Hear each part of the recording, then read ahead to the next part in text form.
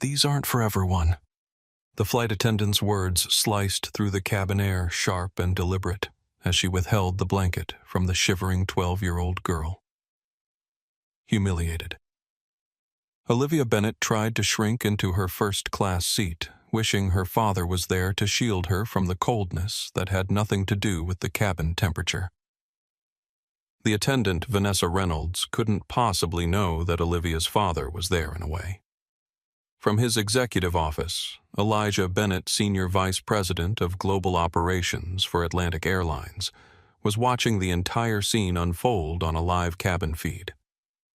His daughter's text about being cold had prompted his concern, but what he witnessed was blatant discrimination against his child, and he was about to make a call directly to the cockpit. In exactly 17 minutes, Captain James Sullivan would receive a call that would change everything about Flight 2467 Atlantic Airlines corporate culture and the industry itself. Before we dive deeper into this shocking incident, let me know where you're watching from in the comments below. If you believe everyone deserves equal treatment regardless of skin color, hit that like button right now. Subscribe to follow Olivia's incredible journey from humiliation to justice. The next part of this story will show you how a brilliant young scientist's dream trip turned into a nightmare, and why her father's position makes this case unlike any other discrimination incident you've heard before. This isn't just about a blanket, it's about dignity, power, and what happens when silent bias faces unexpected accountability. As Olivia huddled deeper into herself, the blue blankets wrapped snugly around every other first-class passenger created a stark visual of exactly who was deemed worthy of comfort and who was not. Vanessa Reynolds moved on pretending nothing unusual had occurred, but the damage was already visible in Olivia's downcast eyes. What none of them knew was that on the 47th floor of Atlantic Airlines headquarters, a father's fury was transforming into something far more powerful purpose. The countdown had begun. 2 weeks before the blanket incident, Olivia Bennet stood trembling with excitement on the stage of the National Youth Science Competition in Atlanta. The judges had just announced her climate research project as the grand prize winner among thousands of entries from across America. Her innovative approach to measuring carbon capture in urban green spaces had impressed the panel of renowned scientists who praised her methodology and insight that belied her young age. "Your work shows exceptional promise," Dr. Carlson, the lead judge, told her as she accepted the gleaming trophy. "That's why we're selecting you to represent young American scientists at the International Youth Climate Conference in Boston next month." For Olivia, this was the culmination of years of dedication. Growing up in Chicago's South Side, she'd fallen in love with environmental science after a school field trip to a local urban farm. While other kids played video games, Olivia spent weekends collecting soil samples and analyzing data. Her bedroom walls showcased scientific posters instead of pop stars, and her bookshelves overflowed with research papers she'd tracked down and studied with remarkable persistence. Elijah Bennett. Olivia's father, and a single parent since his wife died from cancer 4 years earlier, had always encouraged his daughter's scientific pursuits. As Senior Vice President of Global Operations for Atlantic Airlines, he often worked long hours and traveled frequently, but he never missed Olivia's science fairs or academic ceremonies. Their relationship had only strengthened in the wake of her mother's death, bound by grief and resilience. "I'm so proud of you, Liv," Elijah said, hugging her tight after the competition. "Your mother would have been amazed by what you've accomplished." The timing of the Boston conference, however, created a significant challenge. Elijah was overseeing a critical merger integration with SkyWest Regional that required his presence at headquarters during the exact days of the conference. After much discussion, they decided Olivia would make the trip alone, her first solo flight. "I can handle it, Dad," Olivia assured him, though her voice betrayed a hint of anxiety. "I've flown with you dozens of times. I know how everything works." Elijah nodded. "I know you can. I'll arrange everything to make it as smooth as possible, and I'll fly out to join you 2 days later for your presentation." Despite her confident words, Olivia had reason to be nervous. Previous family trips had exposed her to uncomfortable stares and subtle discrimination. Once at a resort in Florida, a staff member had repeatedly asked to see her room key while ignoring white guests entering the same area. Another time, a flight attendant had questioned whether she belonged in the premium cabin despite her boarding pass clearly showing her assignment. Each time, Elijah had intervened with quiet authority, educating those involved without causing a scene. He'd taught Olivia to stand tall to know her worth wasn't diminished by others' perceptions, but he'd also shown her the reality of navigating spaces where assumptions were made about her based on the color of her skin. Now, preparing for her solo journey, Olivia reviewed her presentation materials with characteristic thoroughness. Her research on optimizing carbon capture in urban settings could help cities fight climate change more effectively. The data was solid, her methodology sound. If only the human interactions could be as reliable as scientific principles. "Just remember who you are," Elijah told her during their final preparation. "A brilliant young scientist representing the future. Nothing anyone says or does changes that." Olivia nodded, tucking his words away like a talisman against whatever might await her in the adult world she was about to navigate alone. The first time Olivia Bennett experienced discrimination firsthand, she was 8 years old. Her father had taken her to an upscale resort in Palm Beach for a long weekend, a rare vacation for the hard-working executive and his science-obsessed daughter. They'd spent the morning at the pool, Olivia practicing diving while Elijah answered urgent emails from a shaded lounge chair. When Olivia went to retrieve a towel from the cabana, the attendant stepped in front of her, blocking her path. "The resort pool is for guests only," he said, his voice artificially pleasant but his eyes cold. "I am a guest," Olivia replied, confused. "Room 512. My dad's right over there." The attendant's eyes flicked briefly toward Elijah, who was engaged in a phone call and hadn't noticed the interaction. "Do you have your room key? I'll need to see it." Olivia didn't have the key. Her father kept it, but before she could explain, a white family approached the cabana. The attendant immediately stepped aside, offering them towels without question.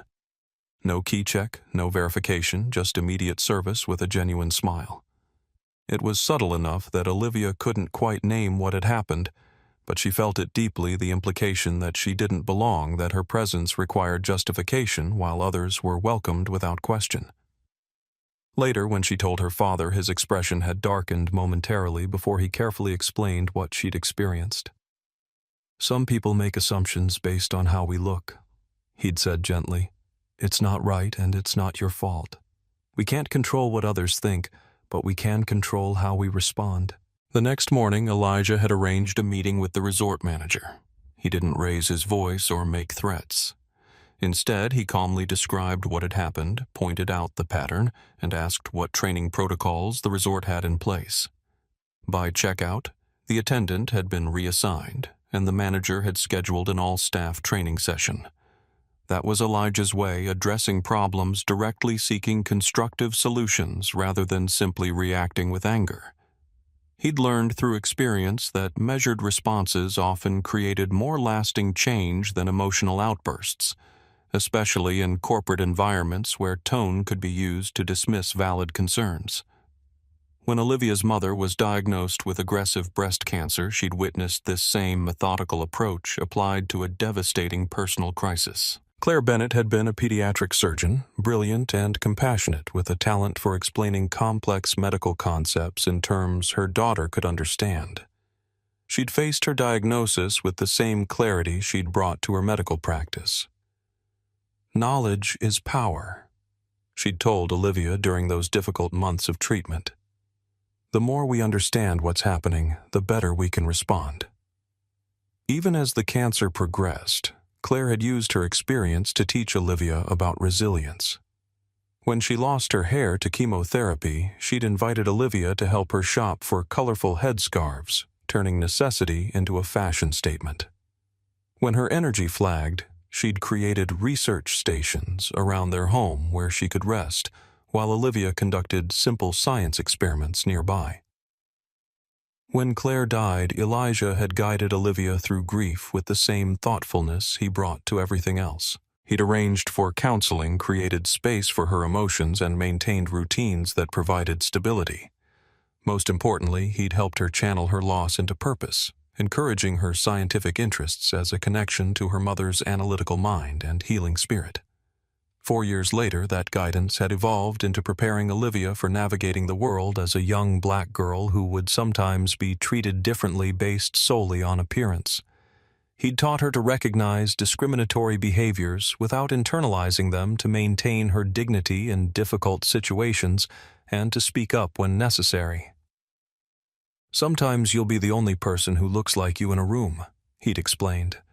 "People might question your presence or your abilities.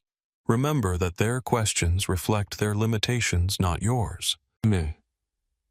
These lessons had served Olivia well as she excelled academically and began participating in science competitions where she was often the only black competitor.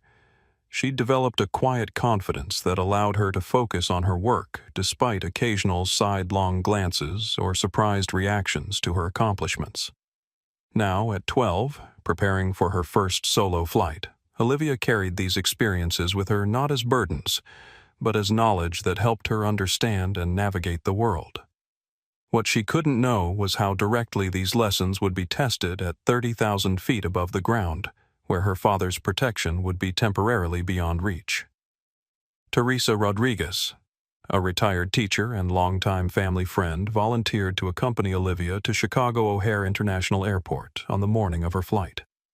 As they navigated the bustling terminal, Teresa kept a protective eye on Olivia, who clutched her boarding pass and conference materials with determined focus.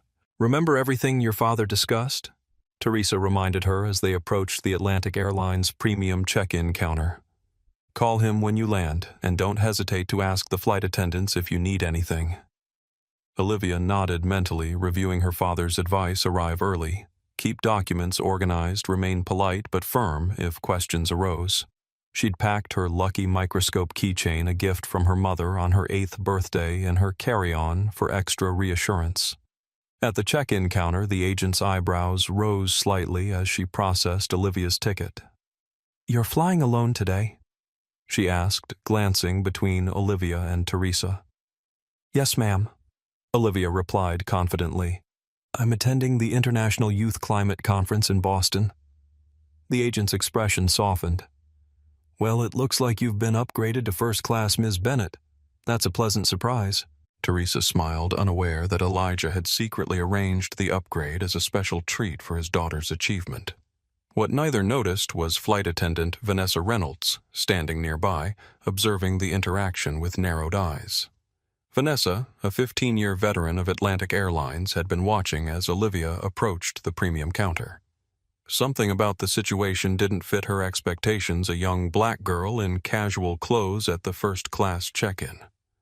When she overheard the upgrade announcement, her lips tightened almost imperceptibly. For Vanessa, the premium cabin represented a hierarchy she had spent years enforcing. Growing up in a struggling middle-class family, she had worked her way through flight attendant training, viewing her position on premium routes as a hard-earned status symbol. Over time, she had developed rigid ideas about who belonged in first-class: executives in suits, celebrities, wealthy retirees, people whose appearance matched her conception of privilege.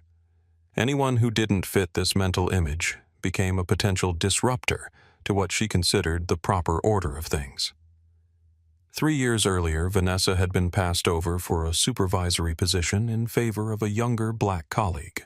Though the official reason cited was her colleague's superior customer feedback scores, Vanessa had convinced herself it was reverse discrimination. This perceived slight had hardened something in her, making her increasingly vigilant about maintaining what she saw as standards in her domain, the first-class cabin. As Teresa and Olivia moved toward security, Vanessa made a subtle note on her tablet. She'd be working first class on Flight 2467 to Boston, and she'd just flagged a potential situation in her mental checklist of things to monitor. Before Olivia headed to the security checkpoint, Teresa pulled her aside for some final advice. Keep to yourself, be polite, and remember that as a young black girl traveling alone, some people may treat you differently, she said quietly. Don't give anyone a reason to complain about your behavior. Olivia nodded solemnly, familiar with these warnings that were a necessary part of her upbringing. She hugged Teresa goodbye, squared her shoulders, and walked toward security with her boarding pass clutched tightly in hand, excitement and nervousness battling within her. The security screening went smoothly, though Olivia noticed the agent examined her conference invitation longer than seemed necessary. At the gate, she sat quietly reviewing her presentation on her tablet, occasionally glancing up at the growing line of business travelers in pressed suits and expensive watches. When pre-boarding was announced for first class, Olivia approached the priority lane with her ticket and passport in hand. Despite her careful preparation and the confidence Elijah had instilled in her, she felt a flutter of anxiety as other passengers, all adults, mostly white, glanced at her with varying degrees of curiosity and surprise. Vanessa Reynolds stood at the entrance to the jet bridge checking boarding passes. When Olivia presented hers, Vanessa's eyebrows shot up in a theatrical display of skepticism. "First class?" she asked, making no effort to hide her disbelief. She examined Olivia's boarding pass with unusual scrutiny, turning it over and holding it up to the light as if checking for counterfeiting. "Are you sure you're at the right gate?"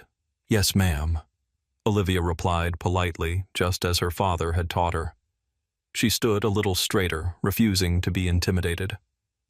Vanessa looked from the boarding pass to Olivia and back again. "And this is definitely your boarding pass, not your parents'."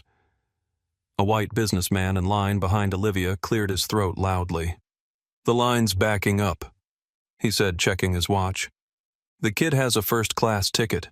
What's the problem?" Vanessa flashed him a customer service smile completely different from her expression toward Olivia. "Just doing my job, sir, making sure everyone's in the right place." She reluctantly handed the boarding pass back to Olivia. "Go ahead." The businessman, Thomas Wilson, gave Olivia a reassuring nod as she proceeded down the jet bridge. Vanessa's face hardened again as she turned back to Thomas. Aboard the aircraft, senior flight attendant Michael Foster was greeting passengers at the door. He smiled at Olivia, but his expression faltered when Vanessa caught his eye from the jet bridge and gave a barely perceptible headshake.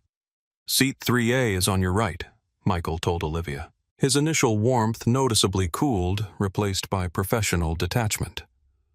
Michael had worked with Vanessa for nearly 5 years. He'd witnessed her subtle pattern of differential treatment toward certain passengers, but had always told himself it wasn't his place to intervene. As a gay man who had faced his share of discrimination, Michael recognized what was happening, but the path of least resistance, avoiding conflict with a senior colleague, had become his default. Every time he considered speaking up, he remembered the crew member who had been labeled difficult, after reporting similar behavior, subsequently finding himself assigned to less desirable routes. It was easier to look away, to pretend not to notice. Each time he did so, the barrier to speaking up grew higher. Olivia found her window seat and stored her backpack under the seat in front of her. She watched as other first-class passengers boarded, all receiving warm welcomes from the crew. Several glanced at her with surprise, but most returned to their phones or magazines after the initial curiosity. Thomas Wilson took the aisle seat next to her. "First time flying first class?" he asked kindly. "Yes, sir," Olivia answered. "I'm going to a science conference in Boston." "Really? That sounds impressive." Their conversation was interrupted when Vanessa appeared beside their row. "Can I see your boarding pass again?" she asked Olivia, ignoring Thomas completely. Olivia dutifully retrieved it from her pocket and handed it over. Vanessa studied it again, lips pursed in a show of official concern that barely masked her suspicion. "Is there a problem?" Thomas asked, his voice carrying an edge now. "Just double-checking," Vanessa said, reluctantly returning the boarding pass. "We sometimes have passengers who get confused about their seating assignments." As she walked away, Thomas muttered, "Third check for the same boarding pass. Interesting coincidence." Olivia settled into her seat, determined to enjoy the experience despite the uncomfortable start. Her father had arranged this upgrade as a special treat, and she wouldn't let anyone diminish that. As Flight 2467 taxied toward the runway, Olivia was dismayed to discover that the air vent above her seat was blasting freezing air directly onto her face and arms. She tried adjusting it, but the vent seemed stuck at full blast, creating an uncomfortable pocket of cold air around her, while the rest of the cabin remained pleasantly temperate.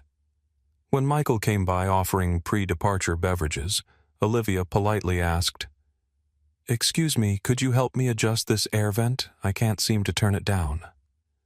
Michael glanced at the vent, then at Vanessa, who was watching from the galley, then back to Olivia. His thoughts churned uncomfortably. If it were any other passenger, he would have immediately helped. Instead, a split-second calculation about his own workplace comfort won out. "They're automatic climate controlled. Nothing I can do." He moved on to the next row without offering any assistance. A flicker of shame passed through Michael as he turned away. He knew it was a lie. He'd adjusted countless air vents for passengers over the years. This small act of complicity made his stomach tighten, but he pushed the feeling down as he continued his duties. 15 minutes later, Olivia noticed him helping an elderly white woman adjust the exact same type of vent in the row ahead. The woman thanked him profusely while Michael explained the little trick to getting it positioned just right. Olivia watched this interaction silently, processing the discrepancy but choosing not to comment. As the aircraft reached cruising altitude, the cabin temperature seemed unusually cold. Olivia wasn't the only one noticing. Several passengers were putting on jackets or sweaters. The difference was that most other travelers had come prepared for the notoriously chilly airplane cabins. Olivia, on her first business trip, hadn't known to bring a sweater aboard. She tried burying herself in her conference preparation, reviewing her presentation notes and research data, but the cold made it difficult to concentrate. Goosebumps had formed on her arms, and she found herself hunching her shoulders against the constant stream of cold air. When Vanessa passed by their row, Thomas spoke up. "Excuse me, could you adjust the temperature? It's freezing in here." "The temperature is standard," Vanessa replied dismissively. "Perhaps you should have brought appropriate clothing." Her eyes flicked briefly to Olivia. Throughout the meal service, Olivia noticed the stark difference in how Vanessa treated her versus other passengers. White travelers received warm smiles and attentive service, while Olivia's requests were met with curt responses or complete ignorance. When she asked for a refill of water, Vanessa pretended not to hear, though she immediately responded to similar requests from passengers across the aisle. Michael observed these interactions with growing discomfort. Each time he witnessed Vanessa's differential treatment, the knot in his stomach tightened. He found himself avoiding eye contact with Olivia, afraid to see the quiet hurt in her expression, a hurt that would force him to acknowledge his own role in allowing this situation to continue.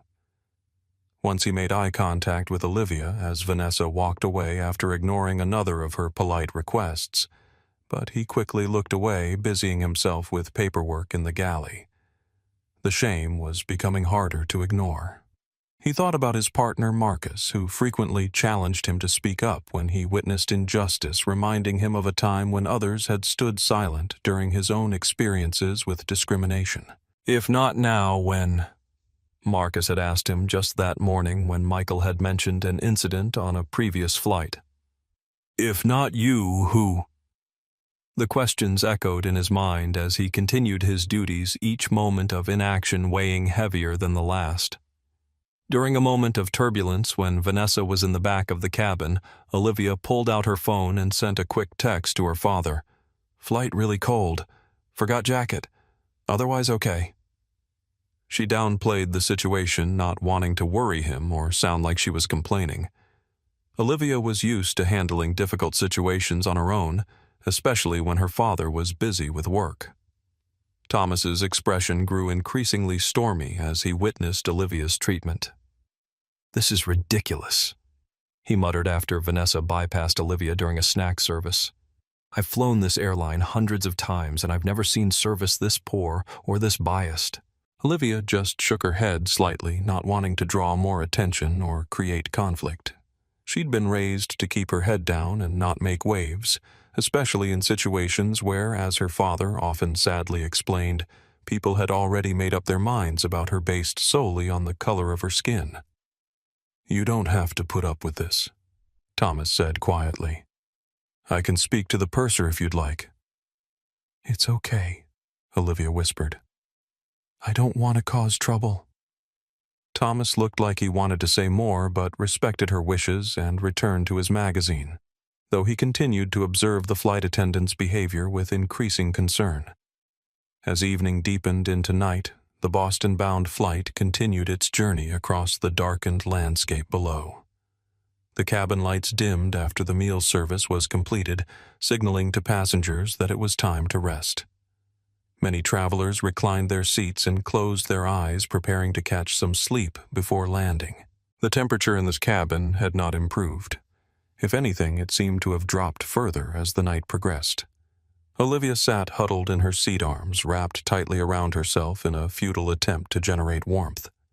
The persistent cold air blowing directly on her made concentration impossible, and she'd given up trying to review her conference notes.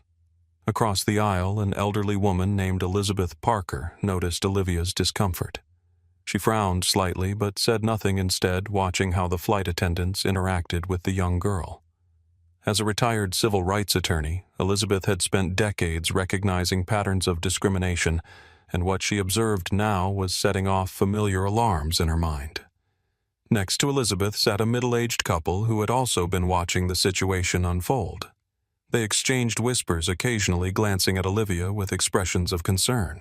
The husband seemed to be urging his wife to say something, but she hesitated, uncomfortable with confrontation. For Olivia, the flight was becoming an endurance test.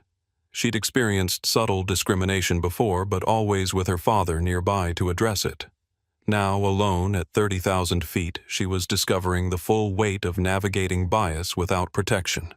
Each ignored request, each disparate treatment reinforced the message that she didn't belong in this premium cabin, that the comfort afforded to others wasn't meant for her. Despite the discomfort, Olivia maintained the dignity her parents had instilled in her. She didn't complain loudly, didn't create a scene, but inside questions churned. Would this be how the conference went too? Would she constantly need to prove her right to be in spaces where she'd earned her place? And how many other brilliant minds had turned away from opportunities because of these constant grinding reminders of exclusion?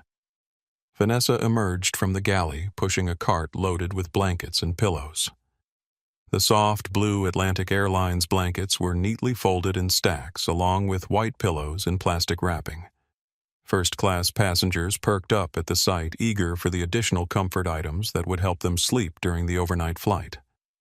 Row by row, Vanessa distributed the bedding with practiced efficiency and a professional smile to almost everyone. She handed pillows and blankets to passengers in rows 1A and 1B, then 2A and 2B. Then deliberately, she skipped over 3A, where Olivia sat, moving directly to Thomas in 3B, before continuing to rows 4 and beyond. Thomas immediately noticed the omission. He watched as Vanessa gave the last visible blanket to the passenger seated directly behind Olivia, then began to fold up her cart. The deliberate nature of the skip was impossible to miss.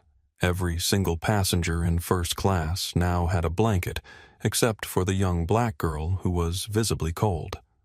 Olivia, who had been watching the distribution with growing hope, finally spoke up in a small, polite voice.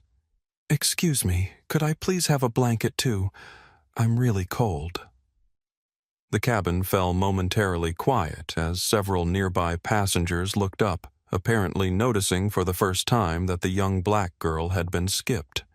Even those who hadn't been paying attention could see the stark visual disparity, a cabin full of passengers wrapped in identical blue blankets with a single child left without. Vanessa turned slowly, her customer service smile nowhere in evidence. In a voice loud enough to be heard several rows away, she stated coldly, "These aren't for everyone." The blunt declaration hung in the air. Elizabeth Parker across the aisle gasped audibly. Thomas Wilson's mouth fell open in shock.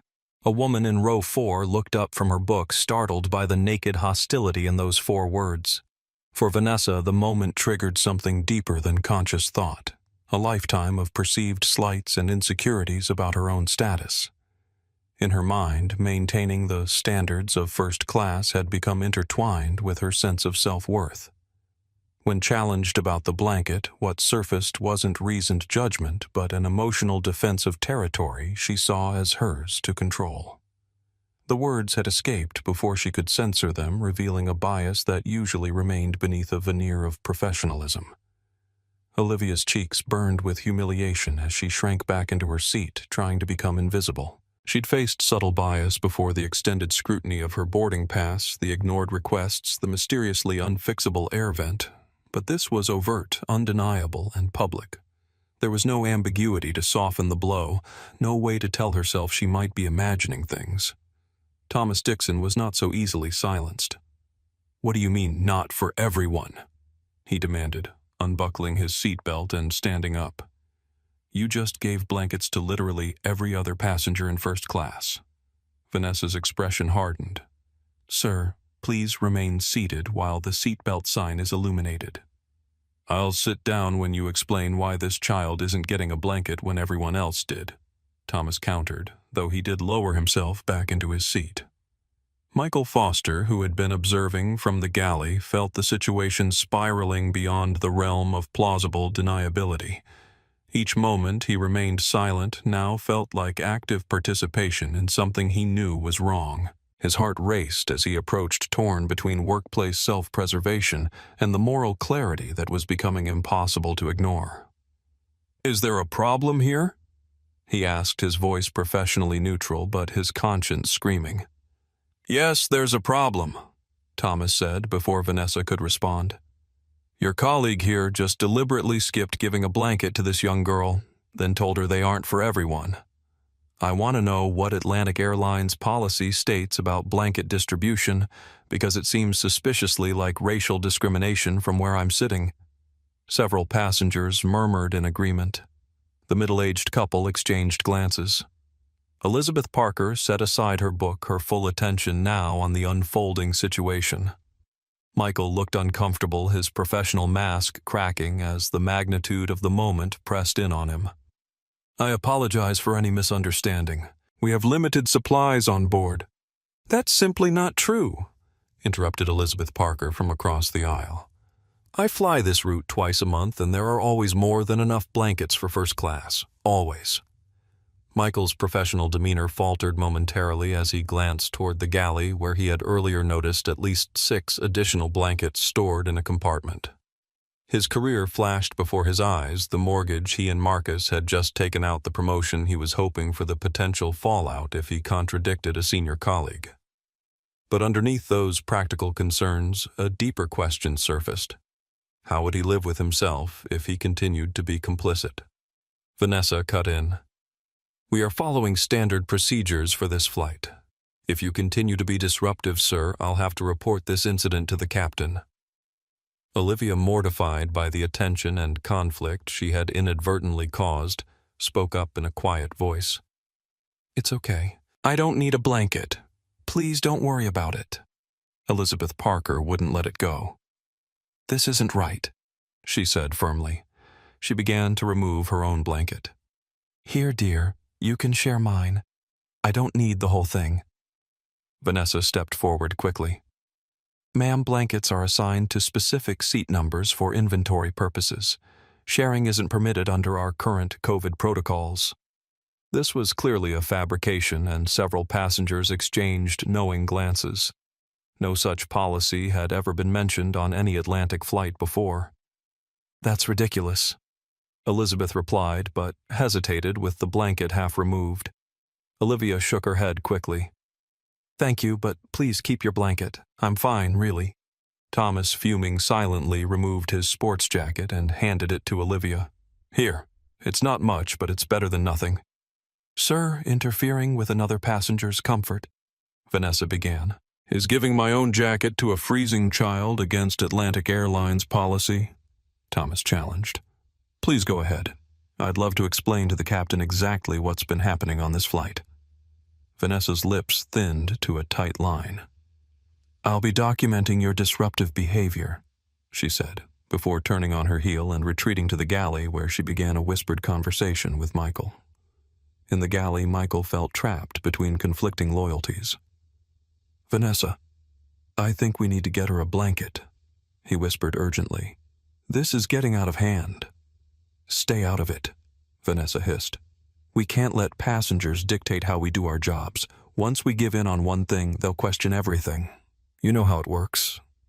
Michael hesitated, his desire to avoid conflict warring with his growing certainty that what was happening was simply wrong. But there are plenty of blankets. I saw them myself when I was restocking earlier.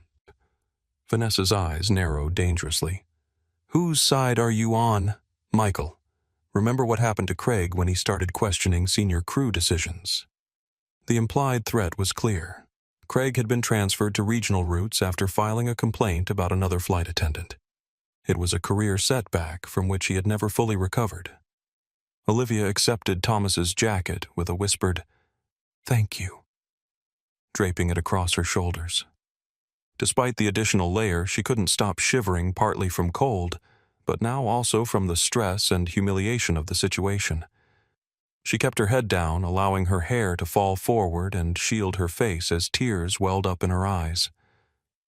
She had faced subtle discrimination before, but never something this blatant, this public, never something that made her feel so unwelcome, so unwanted, so obviously different. In that moment, all her accomplishments, the science prize, the invitation to the prestigious conference, her years of hard work seemed to shrink in comparison to the single immutable fact of her skin color. A tear slipped down her cheek, then another falling silently onto Thomas's jacket. She wished desperately for her father, for his calm strength and quiet wisdom in the face of injustice. But he was miles away, unaware of what his daughter was enduring, or so she thought. As the tension in the cabin settled into an uneasy quiet, Elizabeth Parker unbuckled her seatbelt and made her way across the aisle to Olivia's row.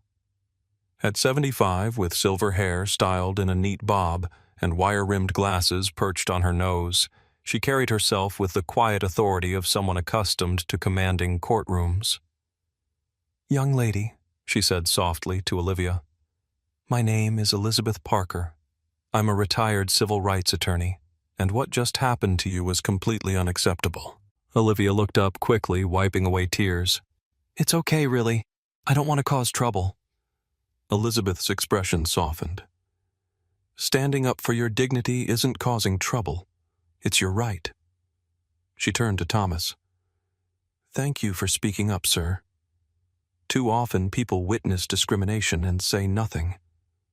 "Thomas Wilson," he introduced himself with a nod. "And I've never seen anything quite this blatant on a commercial flight." From row 4, a woman leaned forward.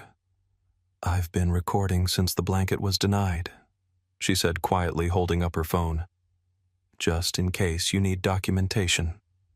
Vanessa, returning from the galley, spotted the phone and immediately tensed. "Ma'am, recording flight crew is against airline policy. I'll need you to delete that immediately." "Actually," Elizabeth interjected, "there's no federal regulation prohibiting passengers from recording incidents on aircraft unless it interferes with crew duties. This clearly doesn't." Vanessa's face flushed with anger. "You're not familiar with Atlantic Airlines' specific policies. I review airline policies professionally as part of my work with the Air Passenger Rights Association," Elizabeth replied calmly. "Unless there's been a very recent change, I'm quite familiar with Atlantic's passenger guidelines." Thomas looked at Elizabeth with newfound respect, while Olivia watched the exchange with wide eyes.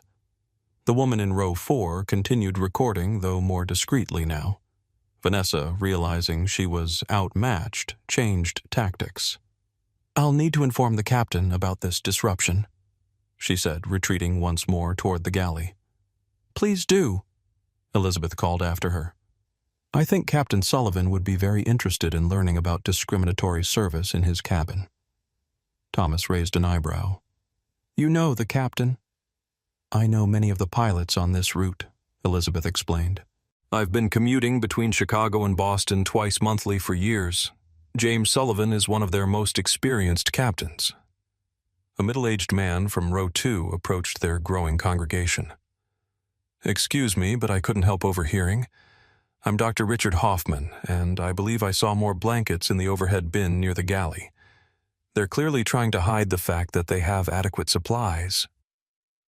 Olivia, still huddled in Thomas's jacket, looked increasingly uncomfortable with the attention. Please, everyone, it's just a blanket. I don't want to make this into a big deal. Elizabeth sat in the empty seat across the aisle, angling to face Olivia. Sweetheart, it's not just a blanket.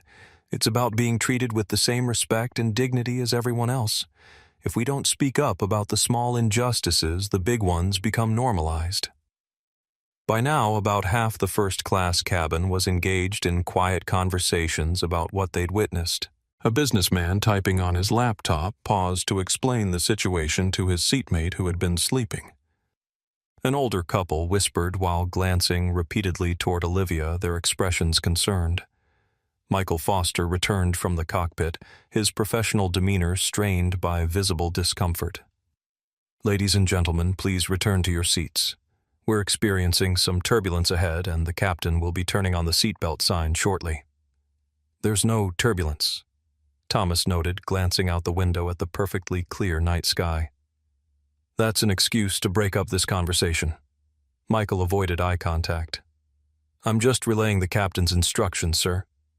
As passengers reluctantly returned to their seats, Michael found himself at a crossroads. The conversation in the cockpit had not gone as Vanessa had hoped. Captain Sullivan had asked pointed questions about the blanket distribution that Michael had struggled to answer honestly without directly implicating his colleague. Now, back in the cabin, he stood frozen in indecision, watching as a situation he could have prevented spiraled further out of control. In the galley, he abruptly made a decision. Opening a storage compartment, he retrieved one of the remaining blankets still wrapped in plastic. Vanessa was occupied taking drink orders at the rear of the cabin. This was his moment to act. Michael approached Olivia's seat, blanket in hand. He knelt beside her, speaking quietly. I apologize for not bringing this sooner, he said, offering her the blanket. There was never a shortage. Olivia looked at him with surprise, then understanding. Thank you, she said softly. As Michael stood to return to his duties, he caught Thomas's eye.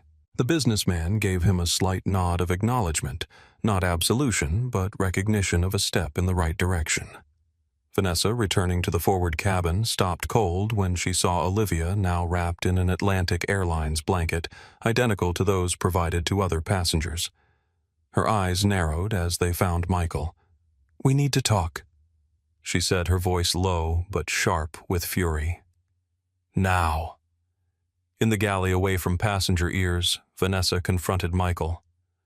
What do you think you're doing, undermining my authority, making me look like a liar? Michael met her gaze directly, for perhaps the first time in their years of working together. I'm doing my job, Vanessa, providing equal service to all passengers. You've crossed a line, she hissed. This won't be forgotten. Neither will what happened to that child, Michael replied, surprised by his own steadiness. I should have intervened sooner. That's on me. As Michael returned to his duties, he felt a weight lifting the burden of complicity he'd carried for too long. There would be consequences professionally and personally, but for the first time in years, he felt aligned with his own values. The price of silence had finally become too high to pay. Elizabeth Parker, watching this exchange from her seat, nodded to herself in recognition of what had transpired.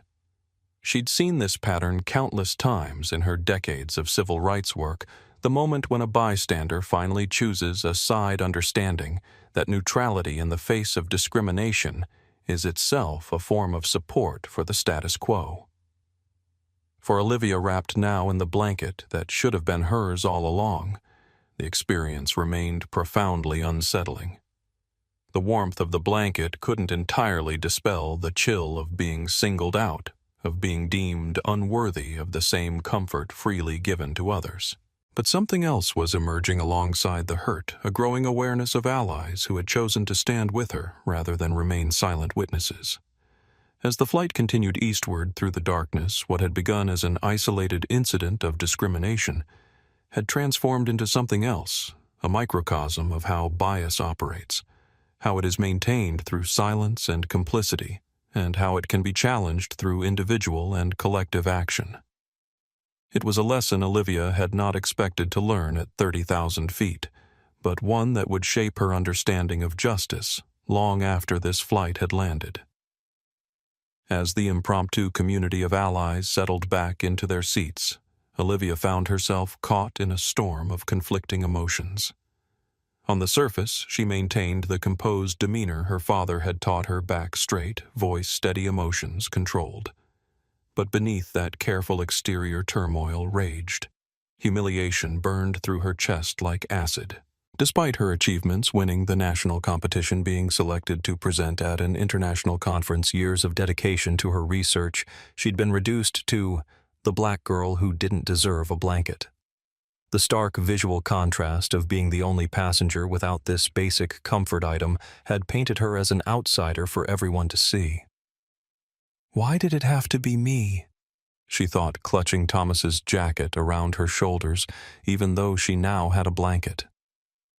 "Why does it always have to be us?"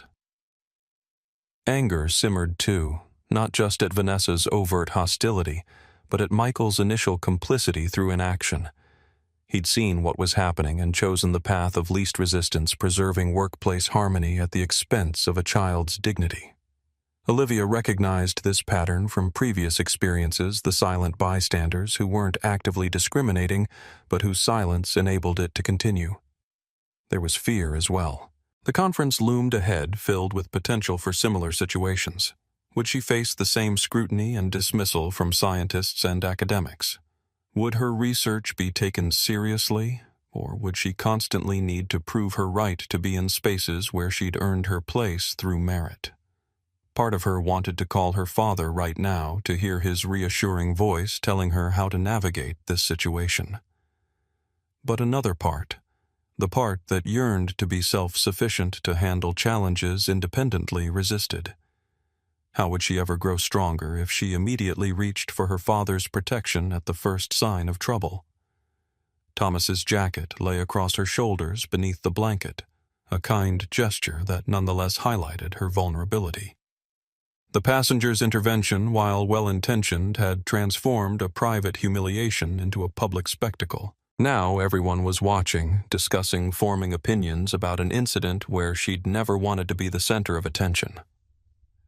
"I'm supposed to be presenting groundbreaking climate research," she thought with a flicker of resentment, "not becoming a case study in racial discrimination." A memory surfaced, her mother in the hospital, dignity intact, despite the indignities of illness. "How you face difficulty shapes who you become," Claire had told her during those final weeks. "You can't control what happens to you, but you can control how you respond." Olivia wondered what her mother would advise now. Claire had been unfailingly kind, but never passive in the face of injustice. She'd found ways to address wrongs without sacrificing her professional standing or personal grace. A tear slipped down Olivia's cheek as she stared out the darkened window. She wiped it away quickly, not wanting anyone to notice. The reflection that looked back at her from the glass seemed younger than 12, smaller than she felt most days when immersed in her research or planning her presentation. The text she'd sent her father now seemed inadequate. "Flight really cold, forgot jacket. Otherwise okay." She'd downplayed the situation out of habit, not wanting to worry him, not wanting to sound like she was complaining, not wanting to be a burden when he was handling important business matters. But what if she'd been honest? What if she'd written, "The flight attendant is treating me differently from everyone else. She's giving blankets to all the white passengers, but told me they're not for everyone. I'm cold and embarrassed and trying to remember what you taught me about dignity." Would that have been weakness or strength? Her father always emphasized the importance of naming problems clearly before they could be addressed. Yet he also taught her to pick her battles wisely to conserve emotional energy for things that truly mattered. I hate this, she thought suddenly, the admission taking her by surprise. I hate that my skin color matters more than my brain to some people. I hate that I can't just be a scientist without also being a black girl scientist. I hate that I have to be twice as good to get half the respect. The intensity of this feeling startled her. Normally, she channeled such emotions into her work, using them as fuel for her ambitions. But right now, wrapped in a blanket that had become a symbol of grudging inclusion rather than genuine welcome, she just felt tired. Tired of navigating other people's assumptions. Tired of having to constantly prove her right to exist in spaces she had earned through merit. Elizabeth Parker's words echoed in her mind. Standing up for your dignity isn't causing trouble. It's your right. Those words resonated with something deep inside Olivia, something that recognized their truth even as years of cautious navigation made her hesitant to embrace them fully. She thought about the young girls who would attend her presentation, especially the black and brown girls who might see in her an example of what they could achieve. What would they think if they knew she'd accepted being singled out and denied something given to everyone else? What message would that send about their own worth and what treatment they should accept? A fresh wave of confusion hit her. Was this incident worth all this attention? It was just a blanket after all. But even as she thought this, she knew it wasn't about the blanket. It was about the message behind the denial. The message that said, "You don't belong here," that whispered, "These comforts aren't meant for people like you." Olivia straightened in her seat, adjusting Thomas's jacket around her shoulders. The science conference was important. Her research on urban carbon capture could help cities fight climate change more effectively. But this moment mattered too, this small stand for dignity in a world that too often tried to diminish it. Her father had always told her that change rarely came from grand gestures, but from steady, principled actions in ordinary moments. Perhaps this was one of those moments not just about a blanket, but about the cumulative impact of countless small indignities and the courage to say enough. As the flight continued eastward through the darkness, Olivia made a decision. She would document what had happened not for revenge, but for truth. She would speak about it clearly and factually to her father, not diminishing the impact, but also not allowing it to overshadow her purpose in traveling to Boston. And at the conference she would stand tall, present her research with confidence, and be fully herself, not despite what had happened on this flight, but partly because of it. The lessons of this night would become part of her story, not a defining trauma, but a formative experience in learning to navigate spaces that weren't designed with her in mind, to claim her place with quiet determination, and to recognize the power of allies who stood up when witnessing injustice. With that resolution, Olivia turned back to her tablet, reviewing her presentation once more. The temperature in the cabin had improved somewhat, though she was still noticeably colder than she'd like to be. But something had shifted internally, a strengthening of resolve that had nothing to do with physical comfort and everything to do with self-worth. What Olivia couldn't know was that 30,000 feet below her father was already setting in motion events that would transform this personal indignity into a catalyst for structural change. Elijah Bennett sat alone in his expansive executive office on the 47th floor of Atlantic Airline's global headquarters in Chicago. The clock on his wall showed 11:42 p.m., but his day was far from over. Spread across his desk were documents related to the airline's merger with SkyWest Regional, a strategic acquisition that would strengthen Atlantic's domestic network and provide critical feeder traffic to international routes. The merger had consumed Elijah's attention for weeks, requiring late nights and early mornings. As Senior Vice President of Global Operations, his approval was needed on countless integration plans, affecting everything from route structures to maintenance protocols. Tonight, an unexpected issue with pilot seniority list integration had kept him working hours past his intended departure time. His phone buzzed with an incoming text. Elijah glanced at it, expecting another update from the legal team working on the merger.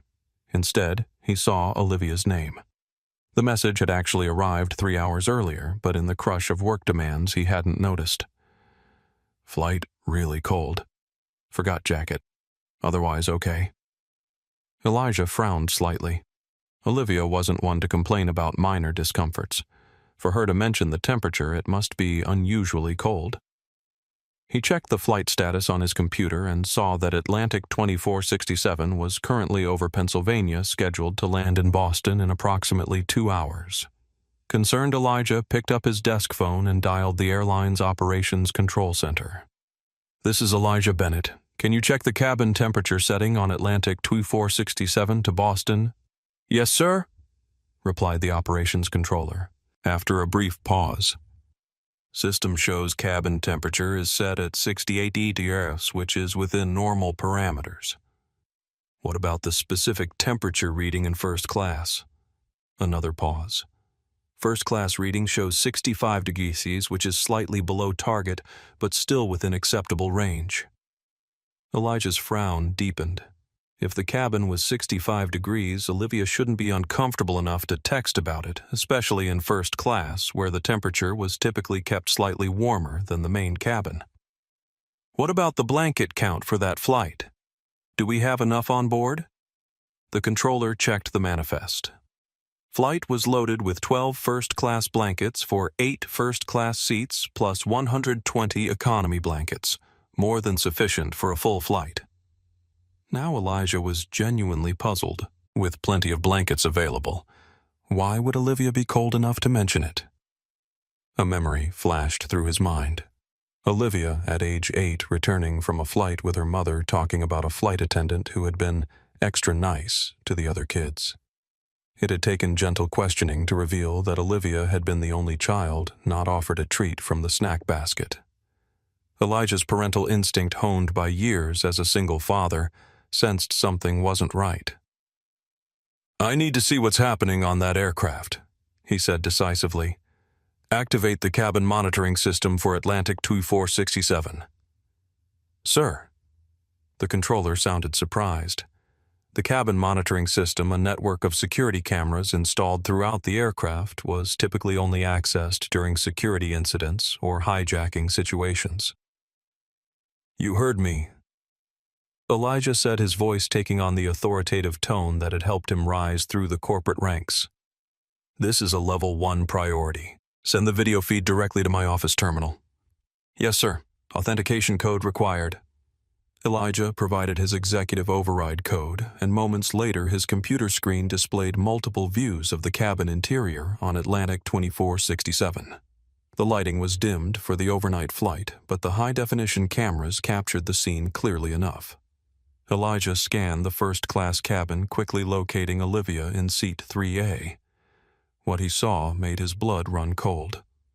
His daughter sat huddled against the window, a man's jacket draped around her shoulders, visibly shivering. Every other passenger in the first-class cabin was comfortably wrapped in the airline's blue blankets. The disparity was striking and unmistakable. As Elijah watched, a flight attendant passed through the cabin, deliberately averting her eyes from Olivia while cheerfully checking on the comfort of other passengers. The woman's name tag was clearly visible, Vanessa Reynolds. Elijah's hands clenched into fists. As a black executive in a predominantly white industry, he had developed an almost superhuman control over his emotions learned through years of being the only person of color in high-level meetings. That hard-won composure was now being tested to its limits. He continued watching, taking in more details. An elderly white woman was speaking to Olivia from across the aisle, her body language suggesting support rather than hostility. A businessman in the seat next to Olivia, apparently the owner of the jacket she was wearing, seemed to be advocating for her. Other passengers were engaged, some recording on phones, others in animated conversation with the flight attendants. This wasn't just a simple oversight or service failure. This was a scenario Elijah had seen too many times before, the singling out of his daughter based on race, the deliberate withholding of something freely given to others, the message that she didn't belong in a premium space, regardless of her ticket or achievements. He picked up his phone again and made a series of rapid-fire calls. First, to Jeffrey Patterson, Atlantic's chief legal counsel, apologizing for the late hour, but insisting on immediate legal consultation. Jeff, I'm observing what appears to be a clear case of racial discrimination against a minor on one of our flights. I need to know our liability position and immediate remediation options. Next to Alexandra Rodriguez, chairwoman of the board. Alexandra, we have a situation developing that could seriously impact our diversity commitments and public image. I'm handling it personally, but wanted you aware before it potentially becomes public. Then to Sarah Williams, regional manager for New England operations. Sarah, I need you to meet Atlantic 2467 when it lands in Boston. There's a serious customer service failure in progress that requires immediate executive presence. Finally, Elijah made the most unusual call of all, directly to the aircraft itself. Few people outside the airline industry realized that all commercial aircraft are equipped with satellite phones, allowing ground personnel to contact the cockpit in flight. As an executive, Elijah had the authority to initiate such communication, though it was rarely done except in emergencies.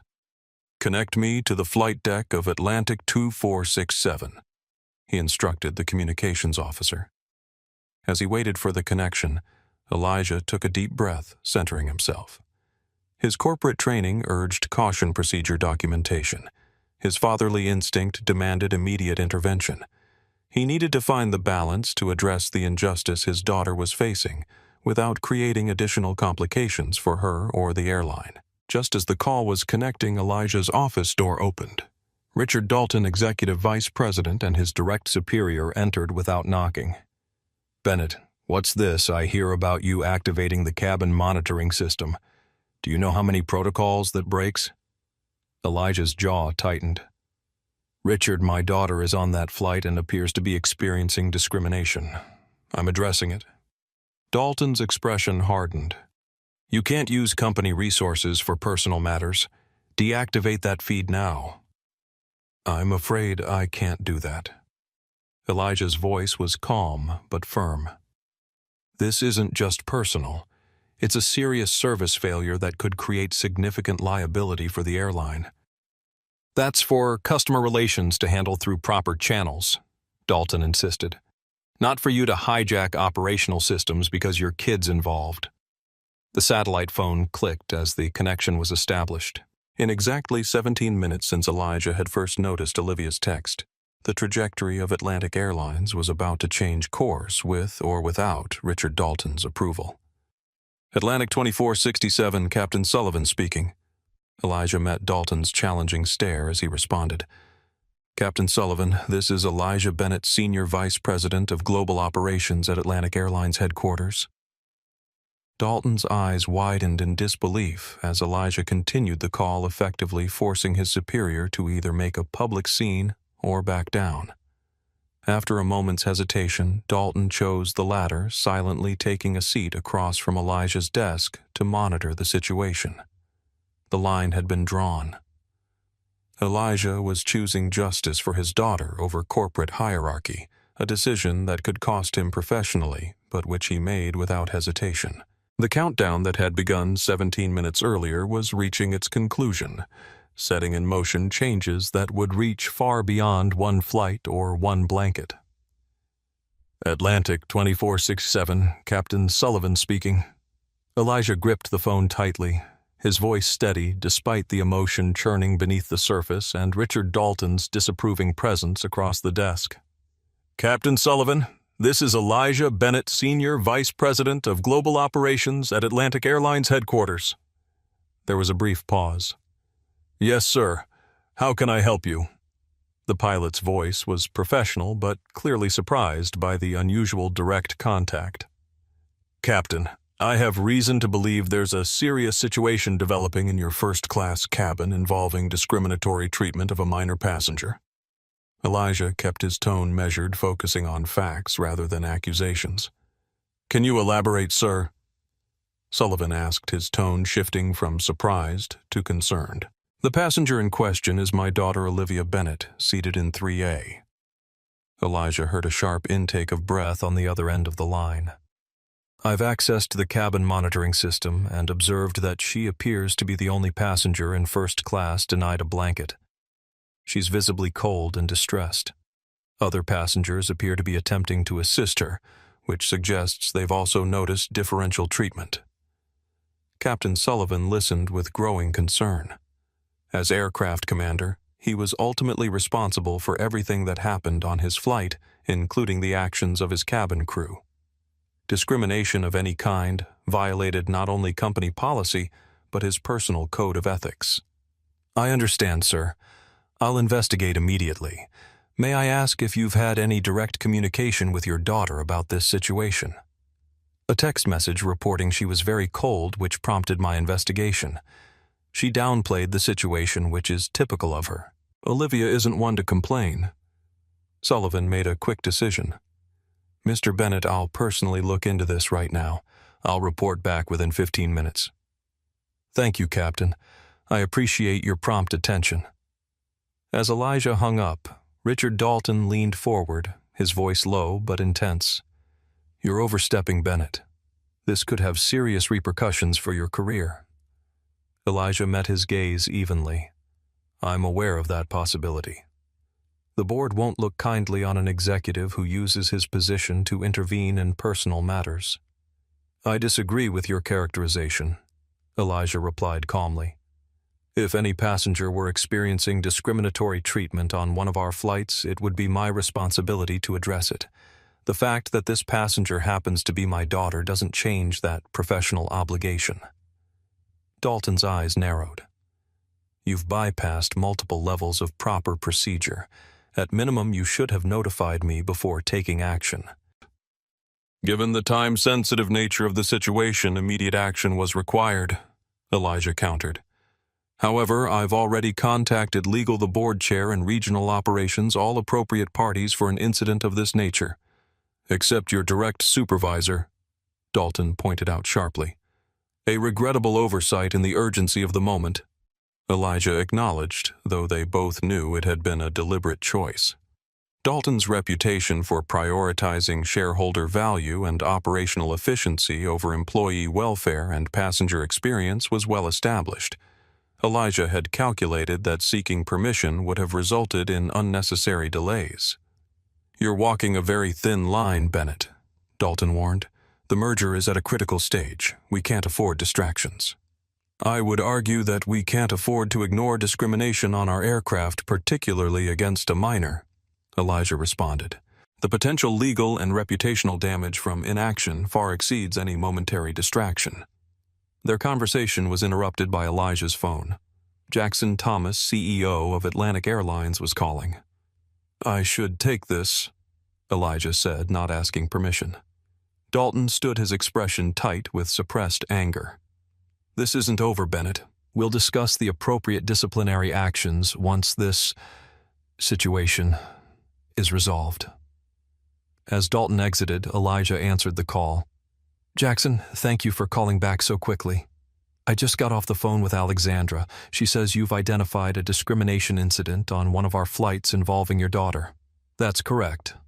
Elijah summarized what he had observed and the actions he had taken. And Richard Dalton. Has he been briefed? He's aware of the situation, Elijah replied carefully. He has some concerns about procedure. I imagine he does, Thomas responded dryly. Look, Elijah, I understand your position as a father, but Richard has a point about following proper channels. This creates a complicated precedent. I appreciate that perspective, Elijah said, his voice betraying no emotion. And if there were time for committee reviews and approval chains, I would have followed them. But discrimination happening in real time requires immediate intervention. There was a pause on the line, then a sigh. You're putting me in a difficult position.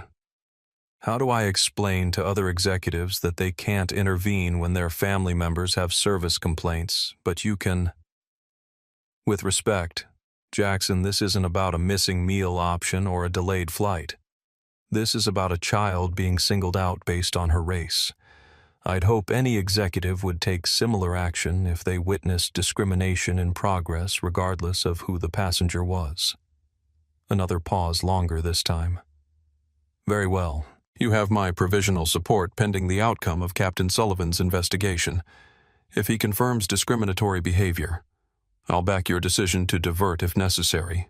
If not, the implication hung in the air. If Sullivan found no evidence of discrimination, Elijah's position within the company would become precarious indeed. I understand, Elijah said simply. As the call ended, Elijah turned back to his computer where the cabin feed was still active. The stakes had just increased exponentially.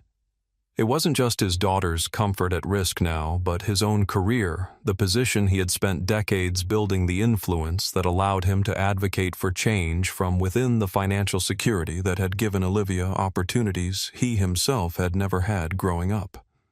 Yet as he watched his daughter sitting alone wrapped in a stranger's jacket, while everyone around her enjoyed airline-provided blankets, he knew he would make the same choice again without hesitation. Some principles transcended career considerations. Some moments required taking a stand regardless of the personal cost. Elijah's phone rang, Captain Sullivan calling back as promised. Mr. Bennett, I've investigated the situation personally. Sullivan reported, his voice grave. I can confirm that your daughter was indeed inappropriately denied standard first-class service items. I've personally delivered a blanket to her and arranged for a hot beverage. More importantly, I've identified what appears to be a pattern of discriminatory behavior from one of our flight attendants. Thank you, Captain. What actions are you taking? Based on what I've observed and statements from crew members, I believe the appropriate course of action is to divert to Cleveland Hopkins International and remove the flight attendant in question from duty pending a full investigation. There was a moment of silence before Elijah responded. The executive in him calculated costs, the operational disruption, compensation for delayed passengers, crew replacement logistics, potential union grievance. The father in him thought only of Olivia humiliated in front of a cabin full of strangers. I appreciate your decisive action, Captain. I agree with your assessment. We'll divert to Cleveland. I'll coordinate with operations for a replacement crew member to minimize further delay to Boston. Understood. I'll have our ground team standing by in Cleveland. Sullivan paused briefly. And, sir. Yes, Captain. Thank you for doing the right thing. As Elijah ended the call, exactly 17 minutes had passed since he'd first noticed Olivia's text. In that time, he had set in motion actions that would affect hundreds of people immediately and potentially transform airline policy for years to come. The merger documents still lay scattered across his desk, momentarily forgotten in the face of a more fundamental priority, ensuring that his daughter, and by extension all passengers, received the dignity and respect they deserved. The countdown had reached 0. The transformation of Atlantic Airlines had begun, and so had the clock on Elijah's own professional future. When Richard Dalton returned, and Elijah knew he would, with formal complaints about procedure violations and chain-of-command breaches, Elijah would face a reckoning. The question was whether the end result would justify the career risk he had just taken. For Olivia, the answer was unquestionably yes. Captain James Sullivan had been flying commercial aircraft for 23 years. Before joining Atlantic Airlines, he had served 12 years in the Air Force, piloting everything from training aircraft to massive C-17 Globemaster transport planes during multiple combat deployments. Few situations in civilian aviation could rattle his composure. The satellite phone ringing in the cockpit at cruising altitude wasn't unheard of, but it was unusual enough to raise his eyebrows. James exchanged a quick glance with First Officer Kevin Martinez before reaching for the handset. "This is Captain Sullivan on Atlantic 2467. He answered crisply, automatically checking his instruments as he spoke.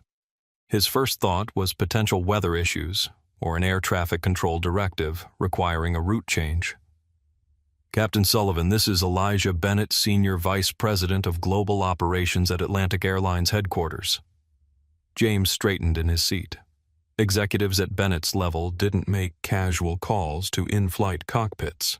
His mind rapidly assessed possible scenarios: major security alert, operational emergency, or some high-value passenger requiring special handling. "Yes, sir. How can I help you?" "I have reason to believe there's a serious situation developing in your first-class cabin involving discriminatory treatment of a minor passenger." Not what James had expected. He frowned, thinking of the cabin crew he'd worked with for years.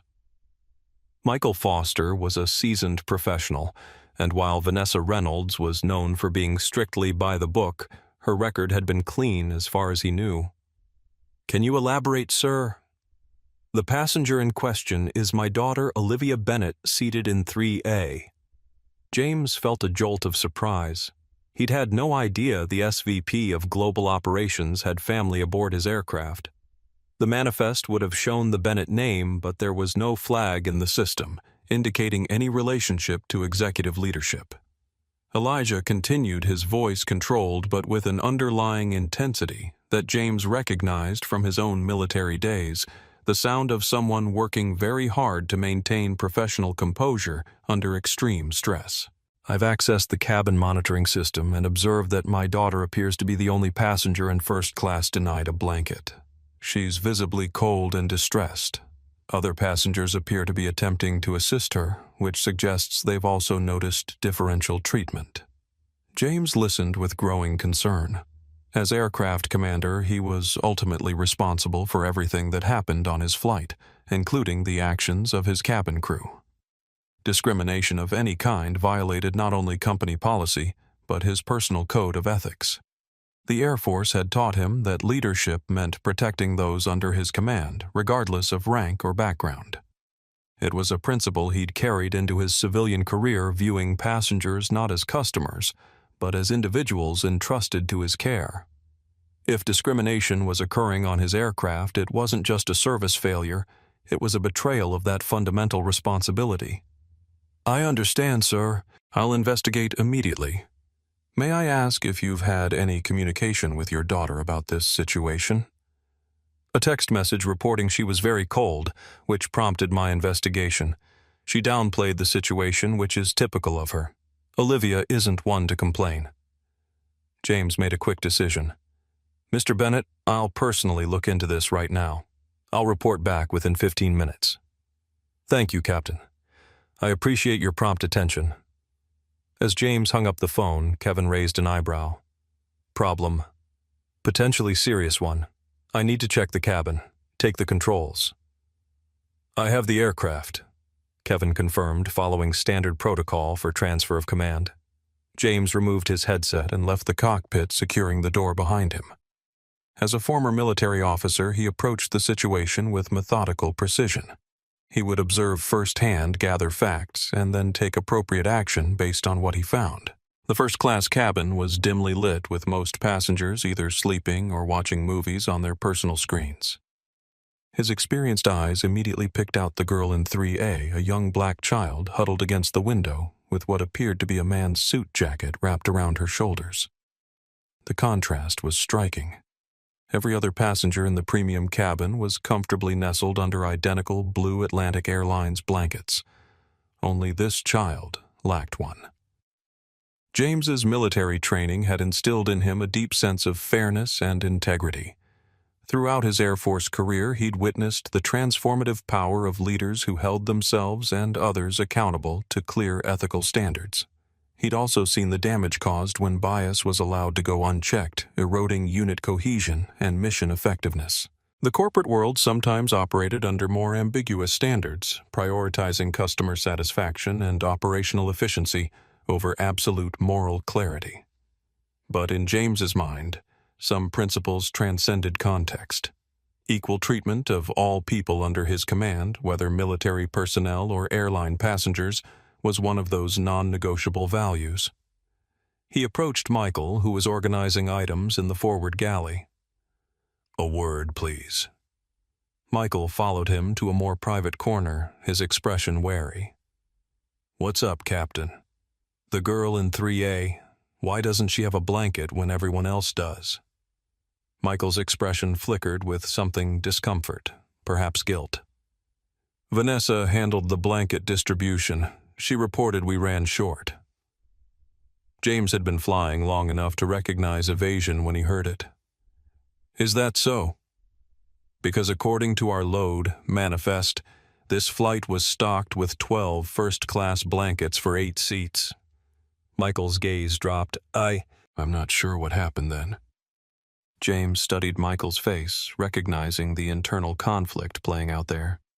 He'd seen this before, the struggle between institutional loyalty and personal integrity. I think you do know what happened, he said quietly. And I need you to be straight with me right now. This isn't just about comfort items anymore. This could become a serious matter with implications for everyone involved.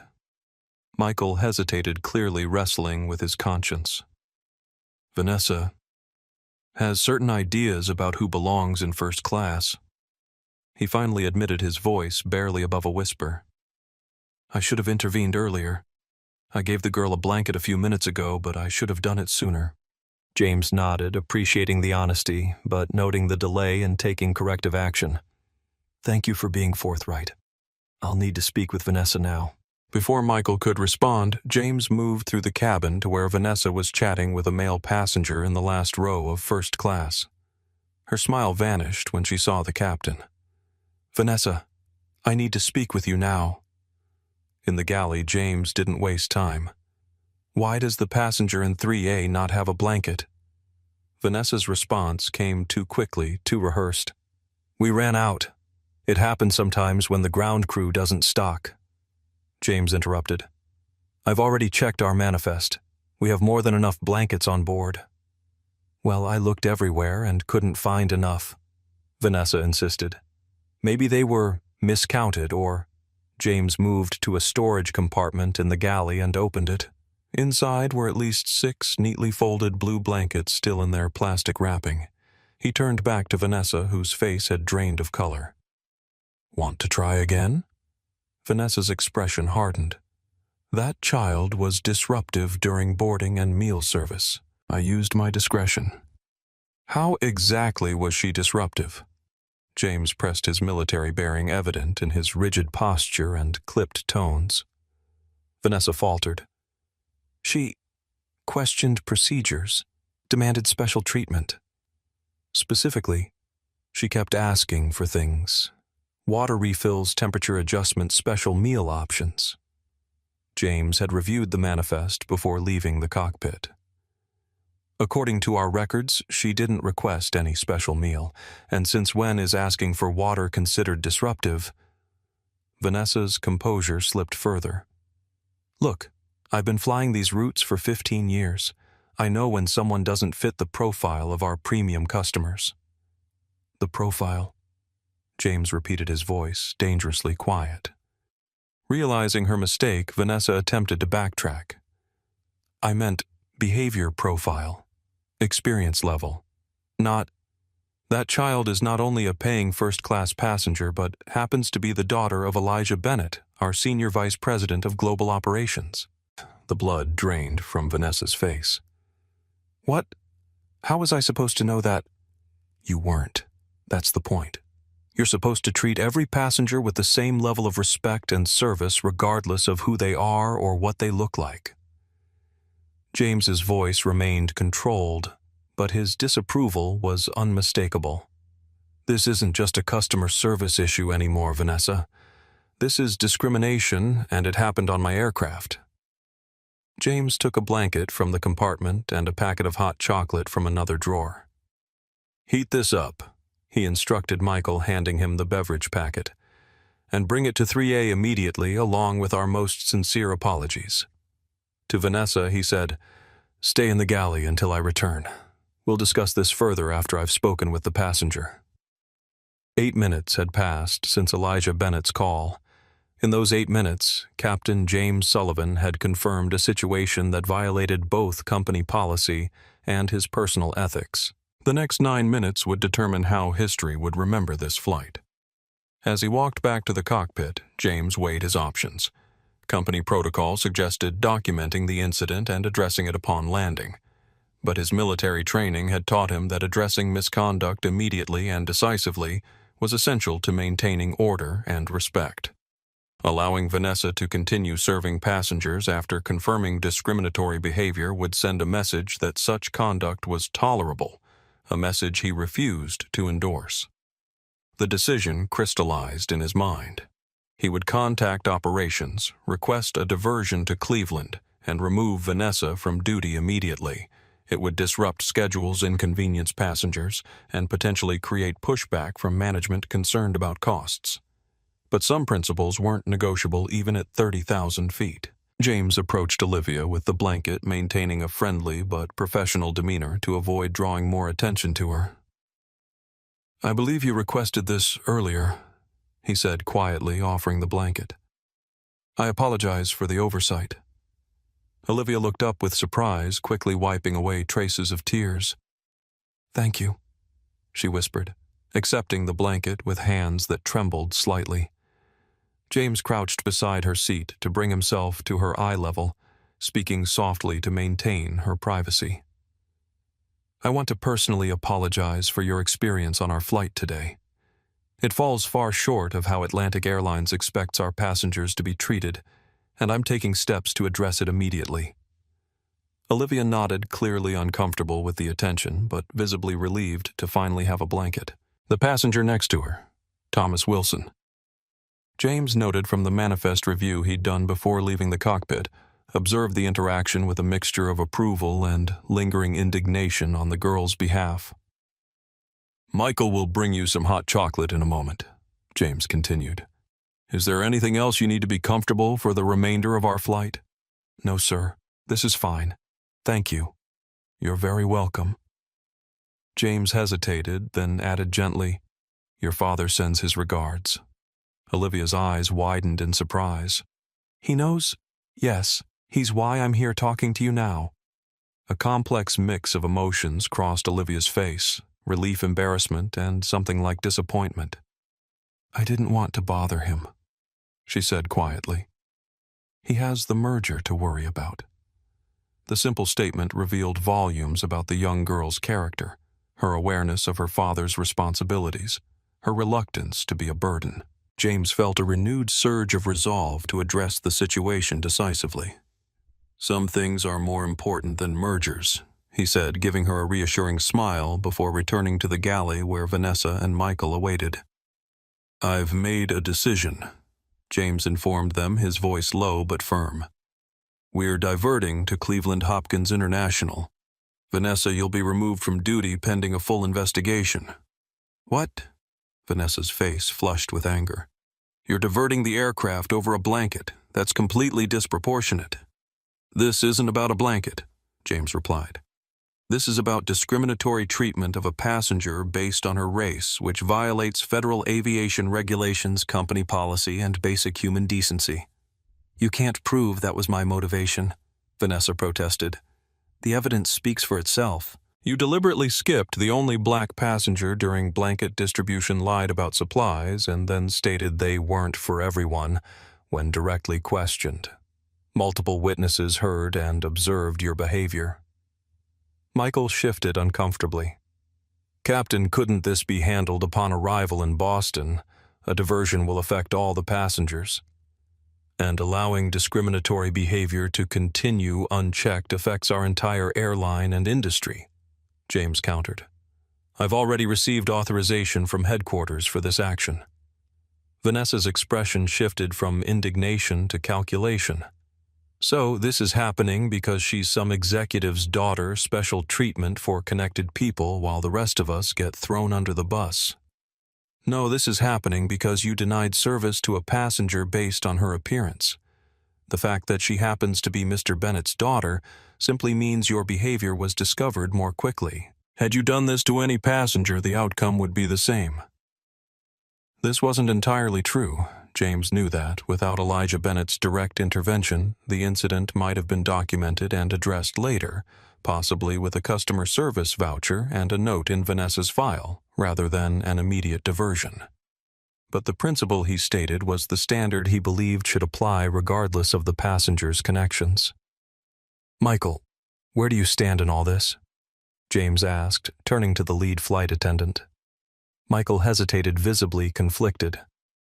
I observed differential treatment but didn't intervene early enough. I should have stepped in sooner. Yes, you should have, James agreed. Your failure to act will be part of the investigation, but for now I need you to... Where do you stand in all this? James asked, turning to the lead flight attendant. Michael hesitated, visibly conflicted. I observed differential treatment but didn't intervene early enough.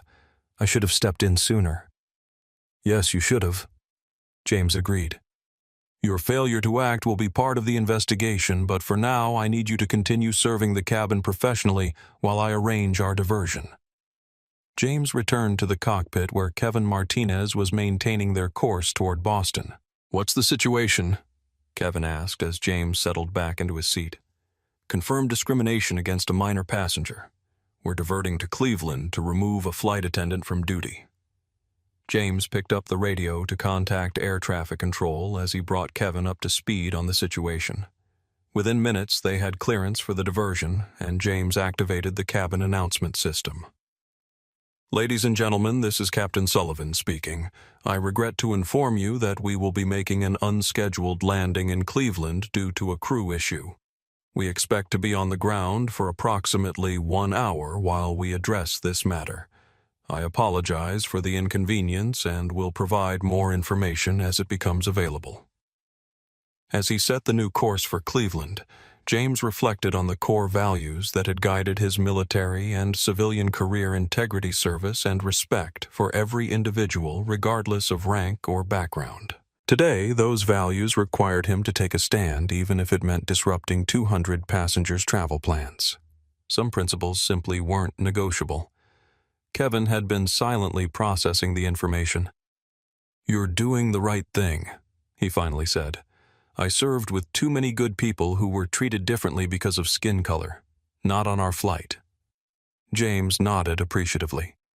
In the 15 minutes since Elijah Bennett's call, he had confirmed the situation addressed the immediate comfort needs of the affected passenger, confronted the responsible crew member, and initiated a course of action that aligned with both company policy and his personal ethical standards. 9 minutes remained in the countdown that had begun when Elijah first noticed his daughter's text message. In those 9 remaining minutes, the implications of this decision would begin to ripple through the airline and beyond. The mood in the cabin shifted perceptibly after Captain Sullivan's announcement. Passengers who had been dozing jolted awake, checking their watches and exchanging concerned glances. Others removed headphones, suddenly alert to the unexpected development. The phrase "crew issue" sparked immediate speculation, with whispered theories spreading from row to row. In first class, Vanessa Reynolds stood rigidly by the galley, her face a mask of professional neutrality that barely concealed her growing anxiety. She had served on enough flights to know that unscheduled diversions for crew issues typically meant one thing: someone was about to be removed from the aircraft. James knew the diversion would create operational challenges, passenger compensation claims, and potential scrutiny from company leadership concerned about costs and efficiency metrics. But as the aircraft began its descent toward Cleveland, he felt a certainty that transcended those concerns. Some moments defined a person's character and values. This was one of them. The atmosphere in this cabin grew increasingly tense as Flight 2467 began its descent toward Cleveland Hopkins International Airport. Vanessa Reynolds remained in the galley, her posture rigid, while Michael Foster moved through the cabin, attempting to maintain a semblance of normal service. When Michael approached Olivia's row, his professional smile couldn't mask his discomfort. "Can I get you anything else before we land?" he asked, his voice carefully neutral. Thomas Wilson looked up from his phone. "I think you've done quite enough already." Michael flinched slightly at the rebuke, but maintained his composure. "I understand your frustration, sir. I apologize for the situation." Across the aisle, Elizabeth Parker fixed Michael with a penetrating gaze. "Young man, there's a significant difference between apologizing for the situation and taking personal responsibility for your role in it." Michael hesitated, then lowered his voice. You're right. I should have intervened earlier. He turned to Olivia. I'm truly sorry for not stepping in when I saw how you were being treated. That was wrong of me. Olivia looked up, surprised by the direct acknowledgement. Thank you, she said simply. Why didn't you? Thomas asked bluntly. You clearly saw what was happening. Michael considered his answer carefully. I'd like to say it was complicated, but it wasn't. I was afraid of workplace conflict, afraid of being labeled difficult, afraid of jeopardizing my career. He glanced toward the galley where Vanessa stood. We have a system where speaking up has consequences and staying silent is rewarded. It's not an excuse, but it's the reality many of us work in. Elizabeth nodded slowly. That's how discrimination persists, not just through active bias, but through the silence of those who recognize it but choose the path of least resistance. I know, Michael acknowledged, and I have to live with that knowledge. As Michael moved on, Thomas leaned toward Olivia. Are you doing okay? This is turning into quite a production. I don't know, Olivia admitted. I didn't want to cause all this trouble. You didn't cause anything, Elizabeth interjected from across the aisle. The flight attendant's actions and the captain's response are not your responsibility. You have every right to be treated with the same dignity and respect as any other passenger. But what if Dad gets in trouble because of this? Olivia asked, voicing a concern that had been growing since learning of her father's intervention. He's overseeing a really important merger right now.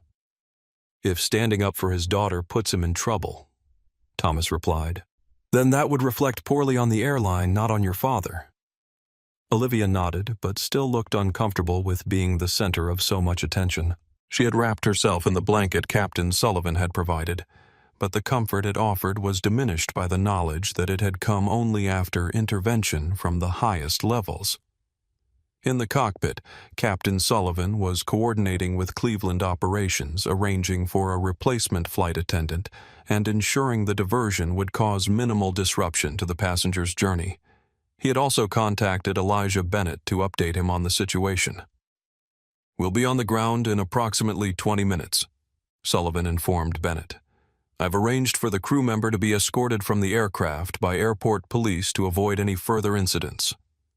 Thank you, Captain, Elijah replied. I appreciate your handling of this situation. Has anyone spoken directly to my daughter about what's happening? I've personally explained that we're addressing the service issues, but I haven't detailed the removal process to avoid causing her additional distress. Good. The last thing she needs is to feel responsible for someone losing their job, even if that outcome is warranted. Please continue to use your discretion in communication with her. As the aircraft descended through 10,000 feet, Captain Sullivan made another announcement. Ladies and gentlemen, we're beginning our final approach into Cleveland Hopkins International Airport. We apologize again for this unexpected stop. Upon arrival, we ask that all passengers remain seated while we address the crew matter that necessitated this diversion. We anticipate being on the ground for approximately 1 hour before continuing to Boston. The cabin remained unusually quiet as passengers processed this information. Most were annoyed by the delay, but increasingly curious about the crew matter, serious enough to warrant an unscheduled landing. In row 3, Olivia stared out the window at the approaching lights of Cleveland. This was not how she had imagined her first solo flight. What should have been an exciting precursor to her conference presentation had become a public spectacle. She was grateful for the support from fellow passengers and the captain's intervention, but part of her wished she could become invisible, could escape the stares and whispers that followed her throughout the cabin. The aircraft touched down smoothly and taxied to the gate. As the seatbelt sign dinged off, no one moved, sensing the gravity of what was about to unfold. Captain Sullivan emerged from the cockpit, his uniform immaculate, his expression serious but composed. He was followed by 2 airport police officers and a woman in an Atlantic Airlines management uniform. Vanessa Reynolds emerged from the galley, her face pale. "Ms. Reynolds," Captain Sullivan said formally, "you're being removed from duty pending investigation into allegations of discriminatory treatment of a passenger. Please gather your personal belongings and accompany these officers." Vanessa's professional facade cracked. "This is outrageous. I've given 15 years to this airline, and I'm being publicly humiliated over a misunderstanding about blanket distribution." "This isn't about blankets," Sullivan replied calmly. "It's about treating all our passengers with equal dignity and respect, which is both company policy and my personal expectation as captain of this aircraft." Vanessa looked around wildly, seeking support from colleagues or passengers. Finding none, she switched tactics. "You know what this is really about. It's about connections and privilege. If she weren't an executive's daughter, we wouldn't be having this conversation. None of you cared about how many other passengers have been treated until someone with power complained." Her words landed with uncomfortable weight, containing a kernel of truth that made several passengers shift in their seats. Michael Foster stepped forward, his decision apparently made. "You're right, Vanessa," he said, his voice steady. "We wouldn't be having this conversation if Olivia's father hadn't intervened. And that's exactly the problem, the fact that it takes executive action to address something that should never happen to any passenger regardless of who they are or who their parents might be." Thomas Wilson spoke up from his seat. "For the record, several of us were addressing this situation before anyone knew about her father. Discrimination is discrimination regardless of who it's directed against." "Exactly," Elizabeth added. "I've witnessed similar incidents throughout my career, and the common thread isn't the status of the victim, but the silence of bystanders who could have intervened, but chose not to." The woman in the Atlantic Airlines uniform, Sarah Williams' regional manager, though she hadn't introduced herself yet, stepped forward. "Ms. Reynolds, we can discuss this further off the aircraft. Right now, I need you to cooperate so we can minimize disruption to the passengers."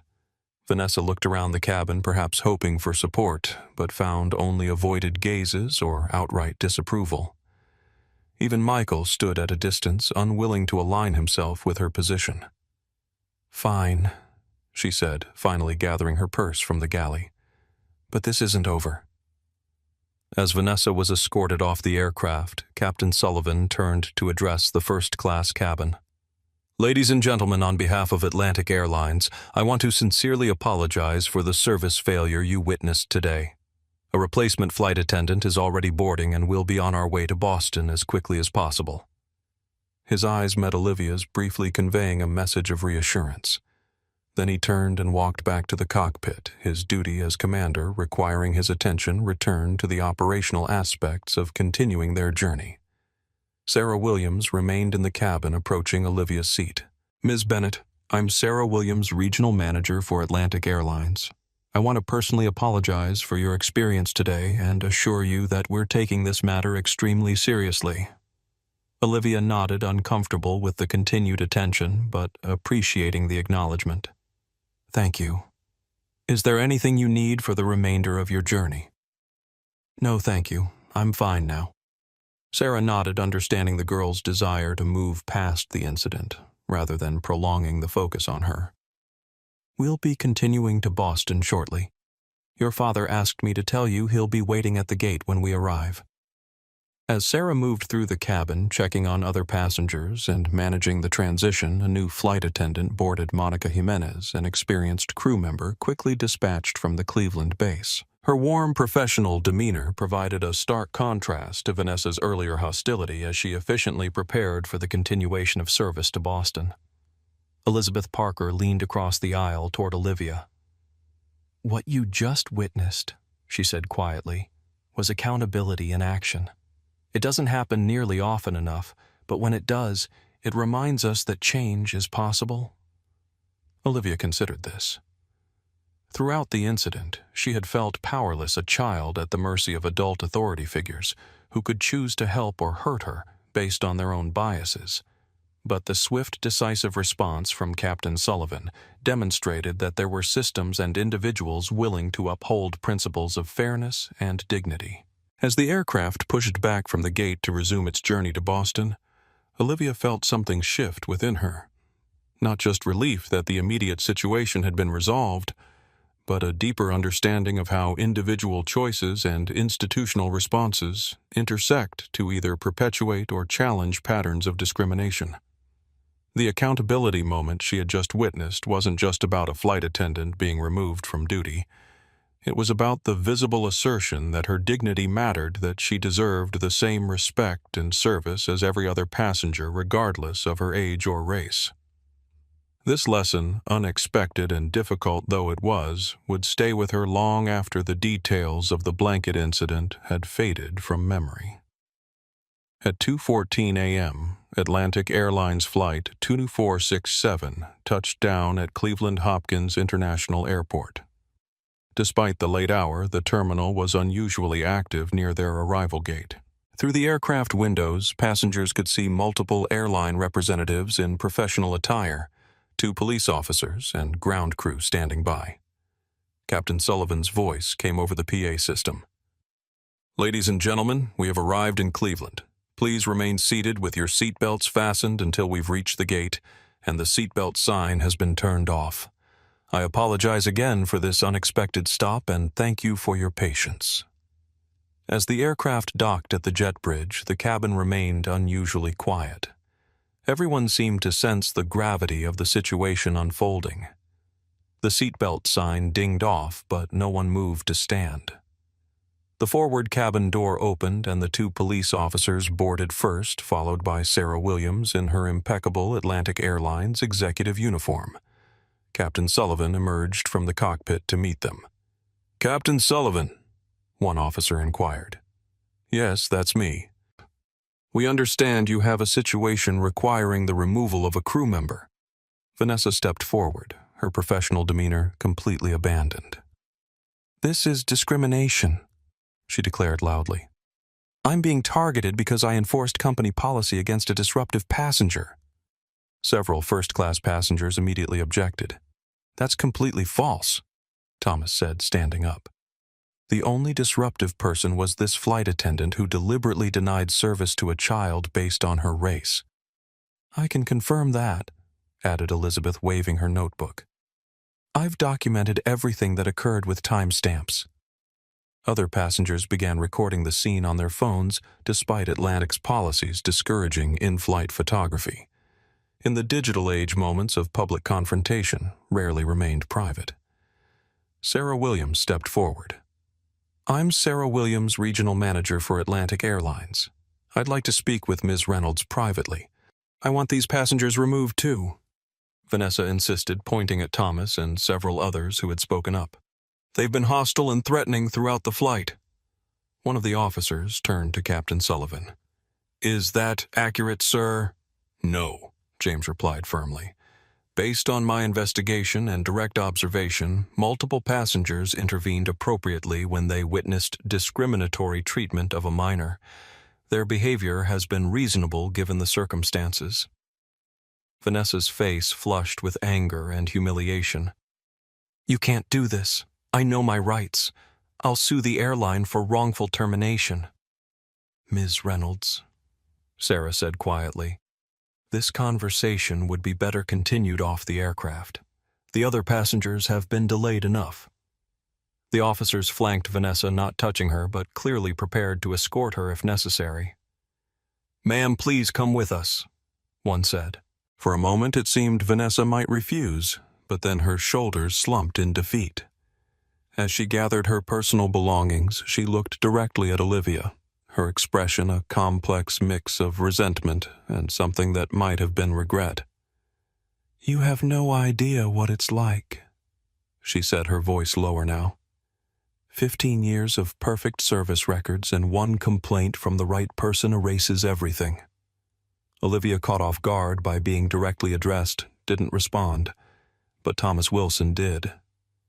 "It wasn't one complaint," he said firmly.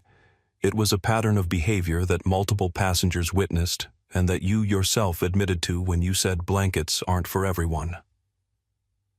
Vanessa's gaze lingered on Olivia for another moment before she turned and followed the officers off the aircraft, Sarah Williams close behind. As they disappeared down the jet bridge, a collective exhale seemed to pass through the cabin. Michael, looking visibly relieved yet professionally composed, approached the PA system. "Ladies and gentlemen, on behalf of the entire Atlantic Airlines team, I want to sincerely apologize for tonight's disruption and for the inappropriate service some of you may have witnessed. We're currently bringing a replacement flight attendant on board, and we should be departing for Boston within the hour. Thank you for your patience and understanding." During the delay, Michael moved through the cabin, personally checking on passengers and offering refreshments. When he reached Olivia's row, he crouched beside her seat.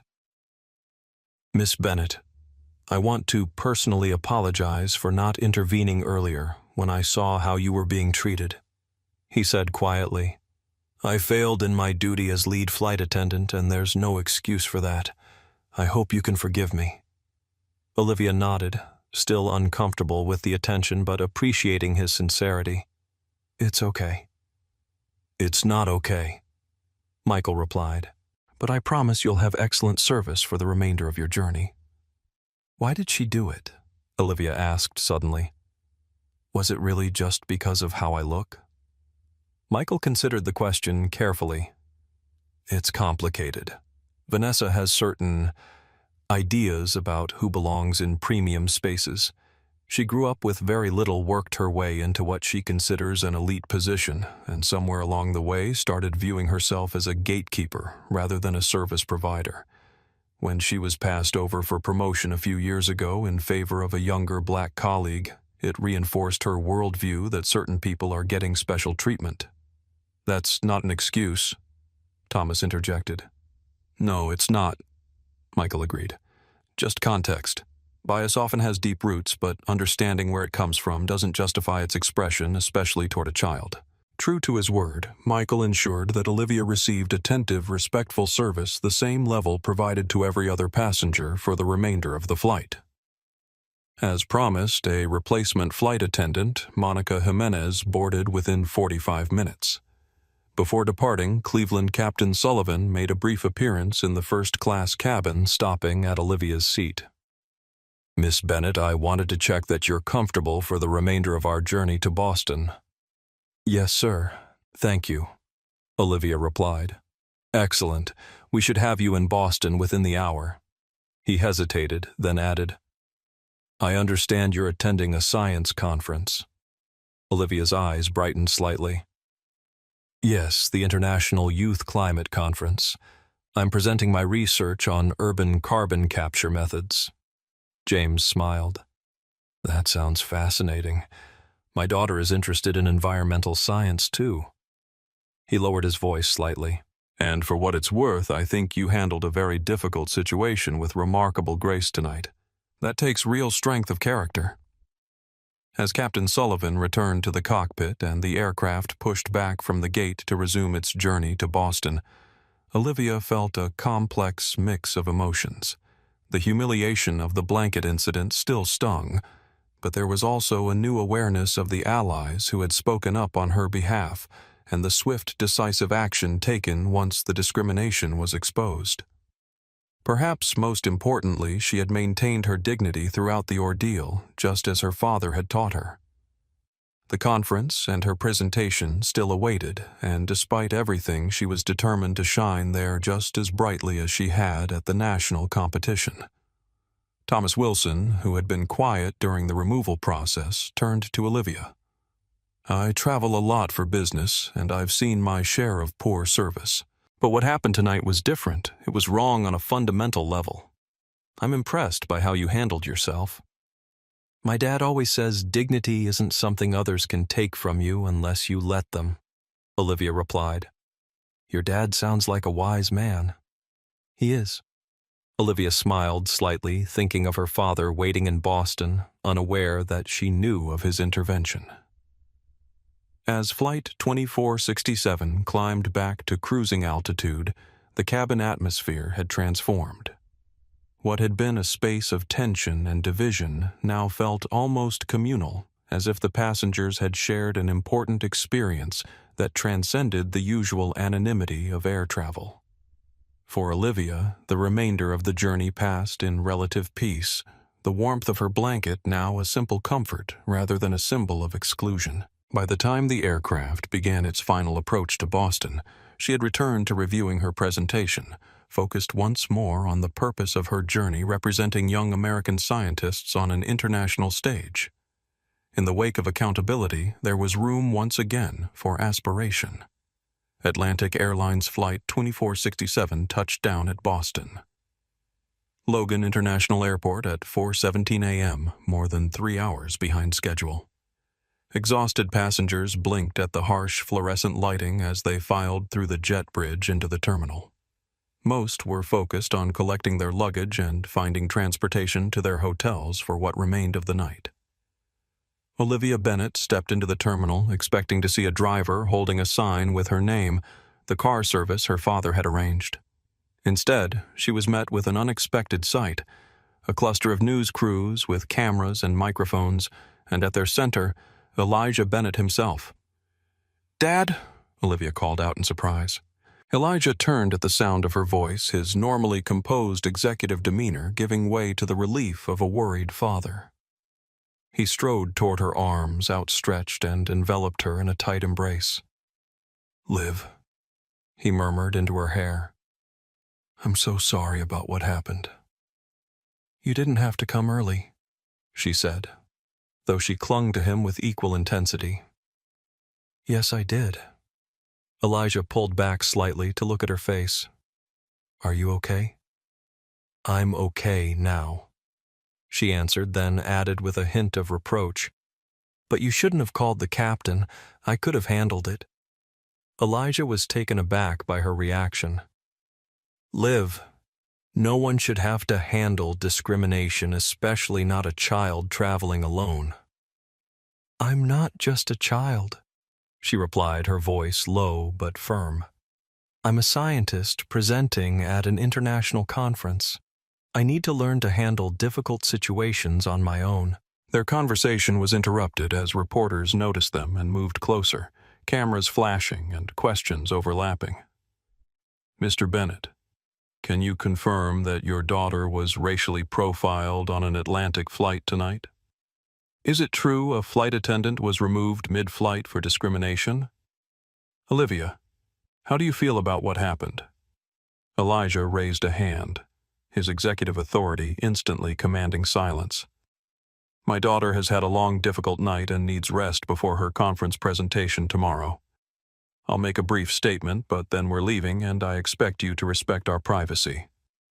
The reporters fell silent, cameras still rolling. "Tonight, my daughter experienced discrimination while traveling as an unaccompanied minor on our airline." Elijah began, his voice measured but resonant with controlled emotion. "What happened reflects a deep-rooted issue that extends far beyond a single flight attendant or a single incident. It reveals how implicit bias can manifest in everyday interactions, causing harm to innocent people. In this case, a child traveling alone to represent young American scientists at an international conference." He continued, "I'm speaking not just as an airline executive, but as a father. The fact that my position gave me the ability to intervene is a privilege that most parents of color don't have when their children face similar treatment. That reality requires serious reflection and action from all of us in positions of authority." Elijah put his arm around Olivia's shoulders. "Atlantic Airlines has begun a full investigation, and I've recused myself from direct involvement to avoid any conflict of interest. That's all I'll say for now. Thank you." As Elijah guided Olivia toward the exit, ignoring further questions from reporters, Thomas Wilson approached them. "Mr. Bennett, I was seated next to Olivia on the flight. I just wanted to say she handled herself with incredible poise tonight. You should be very proud." "Thank you," Elijah replied, shaking Thomas's hand.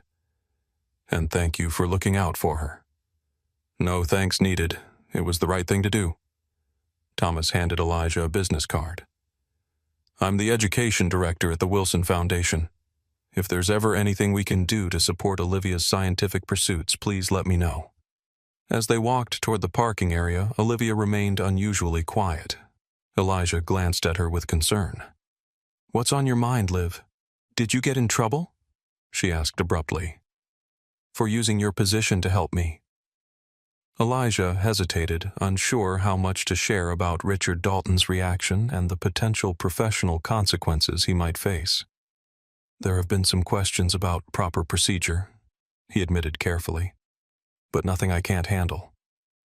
So you did get in trouble? Olivia concluded, her expression troubled. Because of me. Not because of you, Elijah corrected firmly. Because of my choice to address discrimination directly rather than letting it go unaddressed. That was my decision and one I'd make again without hesitation. But if I hadn't texted you... Liv, stop. Elijah halted, turning to face his daughter fully. What happened tonight wasn't your fault. Not the discrimination you faced, not my decision to intervene, not any potential fallout. The responsibility lies with those who discriminated, and with the systems that allowed it to happen. By the time they reached their hotel, video clips from the Cleveland confrontation were already circulating on social media. Passengers had recorded Vanessa's removal from the aircraft and her accusations against disruptive passengers, along with the contradicting statements from other travelers. One passenger had even captured Michael's public apology to Olivia, though her face was thankfully not clearly visible in the footage. The hashtag #BlanketsAre for everyone began trending nationally by sunrise, becoming a rallying cry against everyday discrimination. Social media users shared their own experiences of differential treatment in commercial settings, particularly during travel. Within hours, the story had expanded far beyond a single incident on one flight, sparking a broader conversation about race privilege and accountability in customer service environments. As dawn broke over Boston Atlantic Airlines' stock price dipped 3% in pre-market trading, as investors anticipated public relations damage. The corporate communications team convened an emergency meeting to craft a response that would address the incident without creating additional liability. The initial statement, released at 8:00 Eastern Time, acknowledged a serious service failure and promised appropriate action, but many viewed it as insufficient given the circumstances. Meanwhile, Olivia tried to focus on finalizing her conference presentation.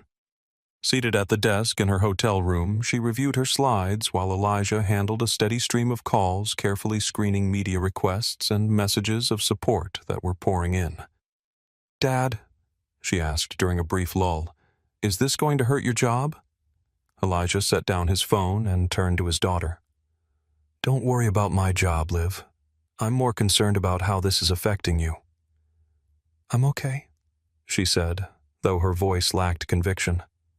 "But all these cameras and reporters? What if they show up at the conference? I just want to present my research like everyone else." "I understand." Elijah nodded. "I've already spoken with the conference organizers. They're increasing security and have a plan to shield student presenters from any media disruption." He hesitated, then added, "But I want you to know that you have choices here. If you'd prefer to skip the conference and go home, that's completely fine." "No," Olivia said firmly, a flash of her mother's determination crossing her face. "I earned my place there. I'm going to present my research." Elijah smiled, pride evident in his expression. "That's my girl." As they prepared for the conference, Elijah received a text from Richard Dalton. "Emergency Executive Committee meeting at 4 p.m. Your presence required. Video conference available." The message concluded with a formal tone that suggested this would not be a friendly discussion. Elijah responded simply, "Will attend via video. Supporting my daughter's conference presentation until 5 p.m. He pocketed his phone without sharing this development with Olivia. Today was about her achievement, not his professional challenges. Whatever disciplinary action awaited him could wait until her moment in the spotlight had passed.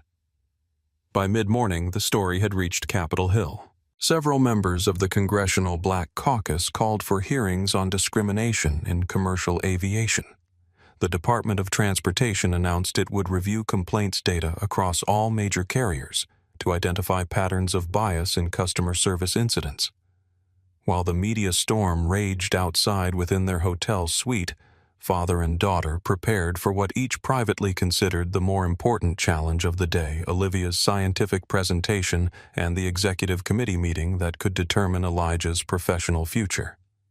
Both were determined that dignity, not discrimination, would define this day's legacy. The Boston Convention and Exhibition Center buzzed with activity as attendees from around the world gathered for the International Youth Climate Conference. Security had been noticeably enhanced. Additional personnel stationed at entrances' credentials checked more rigorously. Media cordoned to specific areas. The organizers had clearly prepared for the increased attention surrounding Olivia Bennett's presentation. Inside the main presentation hall, Olivia waited backstage, reviewing her notes one final time. The magnitude of the moment wasn't lost on her. Beyond presenting her research, she had become an unwitting symbol in a national conversation about race, privilege, and belonging. Her hands trembled slightly as she scrolled through her slides. 5 minutes, Miss Bennett, a conference coordinator informed her. Olivia nodded, then glanced at her father, who stood nearby with Thomas Wilson and Elizabeth Parker. Elijah gave her an encouraging smile. "You've got this, Liv."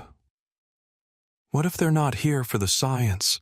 she whispered, voicing the fear that had been growing since seeing the media presence. "What if they just want to see the girl from the plane?" "Then show them who you really are," Elijah replied. "A brilliant young scientist whose work matters." When her name was announced, Olivia walked onto the stage with measured steps. Her chin lifted slightly, the posture of dignified confidence Elijah had taught her since childhood. The audience, larger than anticipated, greeted her with thunderous applause that continued far longer than for previous presenters. Some rose to their feet in a spontaneous standing ovation before she had spoken a single word. Olivia waited for the applause to subside, then addressed the audience with remarkable poise for a 12-year-old. "Thank you for that warm welcome." She began, her voice steady despite her nerves. "I'm here today to present my research on carbon capture optimization in urban green spaces. But before I begin, I want to acknowledge something." She paused, gathering her thoughts. "Many of you are here because you've heard about what happened on my flight to Boston. While I appreciate your support, I want to shift our focus to what really matters: the climate science that brought us all together today." With that clear redirection, Olivia launched into her presentation. Her research was genuinely groundbreaking, a novel approach to measuring and enhancing carbon sequestration in city parks and green roofs that could significantly increase urban environments' contribution to climate change mitigation. As she explained her methodology and findings, her initial nervousness gave way to the confident expertise of someone deeply passionate about their work. From the front row, Elijah watched with immense pride. Despite everything she had endured, Olivia's scientific brilliance shone through undimmed.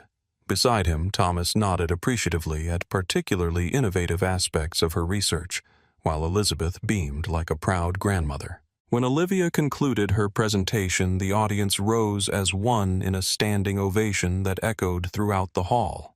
Questions from fellow scientists and climate experts followed, all focused respectfully on her research rather than the incident that had brought media attention. "Your methodology for calculating carbon sequestration rates in diverse urban plantings is fascinating," commented Dr. Amara Lee, a leading environmental scientist. "Have you considered applying this approach to vertical garden systems on high-rise buildings?" Olivia's face lit up at the substantive question. "Actually, yes. My next phase of research will include vertical installations and their potential for enhanced absorption rates in dense urban environments." For the next 15 minutes, Olivia engaged in deep scientific discussion with some of the field's most respected researchers, a 12-year-old holding her own among PhDs and veteran climate scientists. This was the moment she had prepared for the recognition of her work, rather than her identity or experiences. As the session ended and Olivia left the stage, Atlantic Airlines CEO Jackson Thomas approached Elijah. He had flown in specifically for the presentation. "Your daughter is remarkable," he said, genuine admiration in his voice. "Her composure under these circumstances speaks volumes about her character and your parenting." "Thank you," Elijah replied.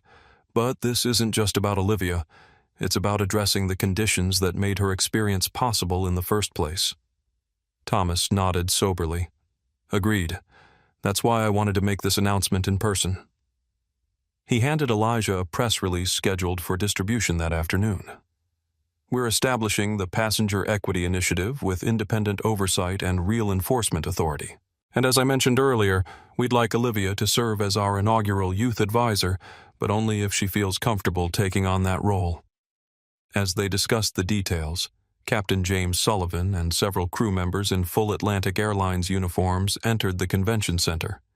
They had flown in specifically to attend Olivia's presentation as a show of solidarity.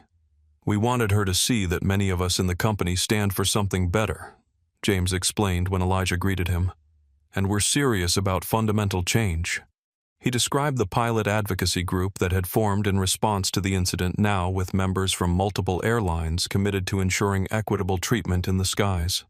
"It's not about blankets," Sullivan said earnestly. "It's about dignity and respect. Every passenger deserves that regardless of who they are."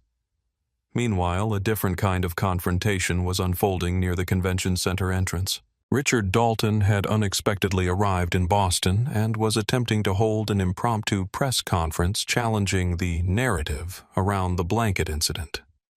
While Atlantic Airlines takes all allegations of discrimination seriously, he told the gathered reporters, "We also believe in due process for our employees and proper investigative procedures before taking drastic actions."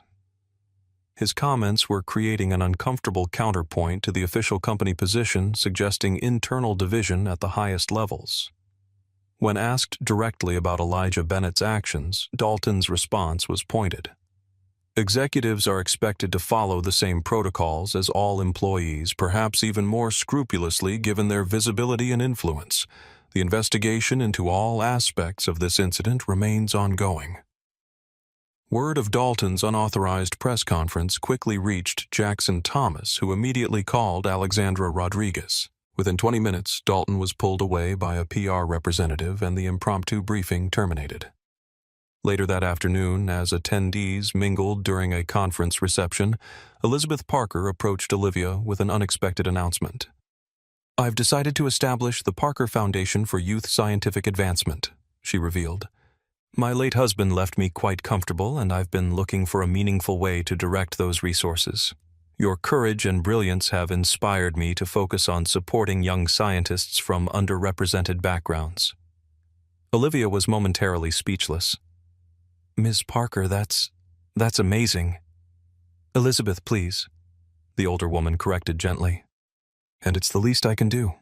I spent decades fighting discrimination in courtrooms, but I've come to believe that supporting bright young minds like yours may ultimately do more to change entrenched patterns."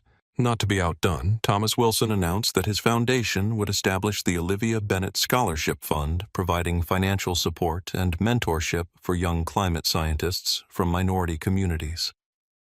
"We've already secured initial funding for 10 full scholarships," he told Olivia and Elijah. "Your experience highlighted exactly why this work matters. We lose too many brilliant minds when barriers of bias make them feel they don't belong in these spaces." As the evening wound down, Olivia found a quiet moment with her father away from the continuing buzz of conversation and congratulations. "Dad," she said hesitantly, "all these people want to create programs and foundations because of what happened to me. But I'm just one person who had a bad experience on a plane. It seems, I don't know, disproportionate." Elijah considered her words carefully. "What happened to you was a visible manifestation of what happens to countless others without witnesses or intervention. You're not just one person in this context, you're representative of a pattern that needs addressing. The response isn't disproportionate to the problem, even if it might feel that way to your experience alone." "I guess," Olivia acknowledged, "I just don't want to be defined by this forever. I want to be known for my science, not for being denied a blanket." You will be, Elijah assured her. Today proved that. Your research stood on its own merits regardless of what brought some of the audience members to the hall. As they prepared to leave, Jackson Thomas approached with a concerned expression. Elijah, I need to speak with you privately. There have been some developments with Richard Dalton's unauthorized comments to the press. While Elijah stepped aside for this conversation, Elizabeth engaged Olivia in a discussion of her future research plans, tactfully diverting her attention from the corporate politics playing out nearby. The board has called an emergency session, Thomas informed Elijah quietly. Dalton's actions today, directly contradicting our official position, have created a significant problem. We need you back in Chicago tomorrow. I understand, Elijah replied, mentally recalculating their return plans. Is my position still secure? Thomas's expression was grave. I can't make guarantees, Elijah. This has become more complicated than any of us anticipated. There are board members who share Dalton's concerns about precedent and procedure. I see, Elijah said simply. Then I'll prepare accordingly. The professional risk he had accepted when making that first call to Captain Sullivan was now materializing into concrete consequences. As he rejoined Olivia, he maintained a calm demeanor, unwilling to burden her with these developments on what should be a day of triumph. Ready to head back to the hotel? He asked, smiling naturally despite the weight of uncertainty now pressing on his shoulders.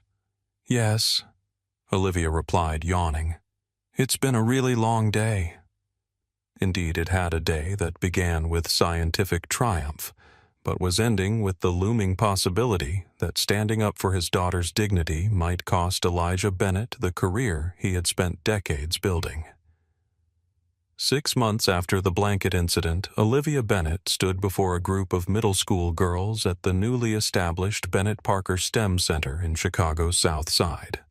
The renovated space, once an abandoned community center, now bustled with activity as young scientists conducted experiments, built robots, and explored environmental data with state-of-the-art equipment.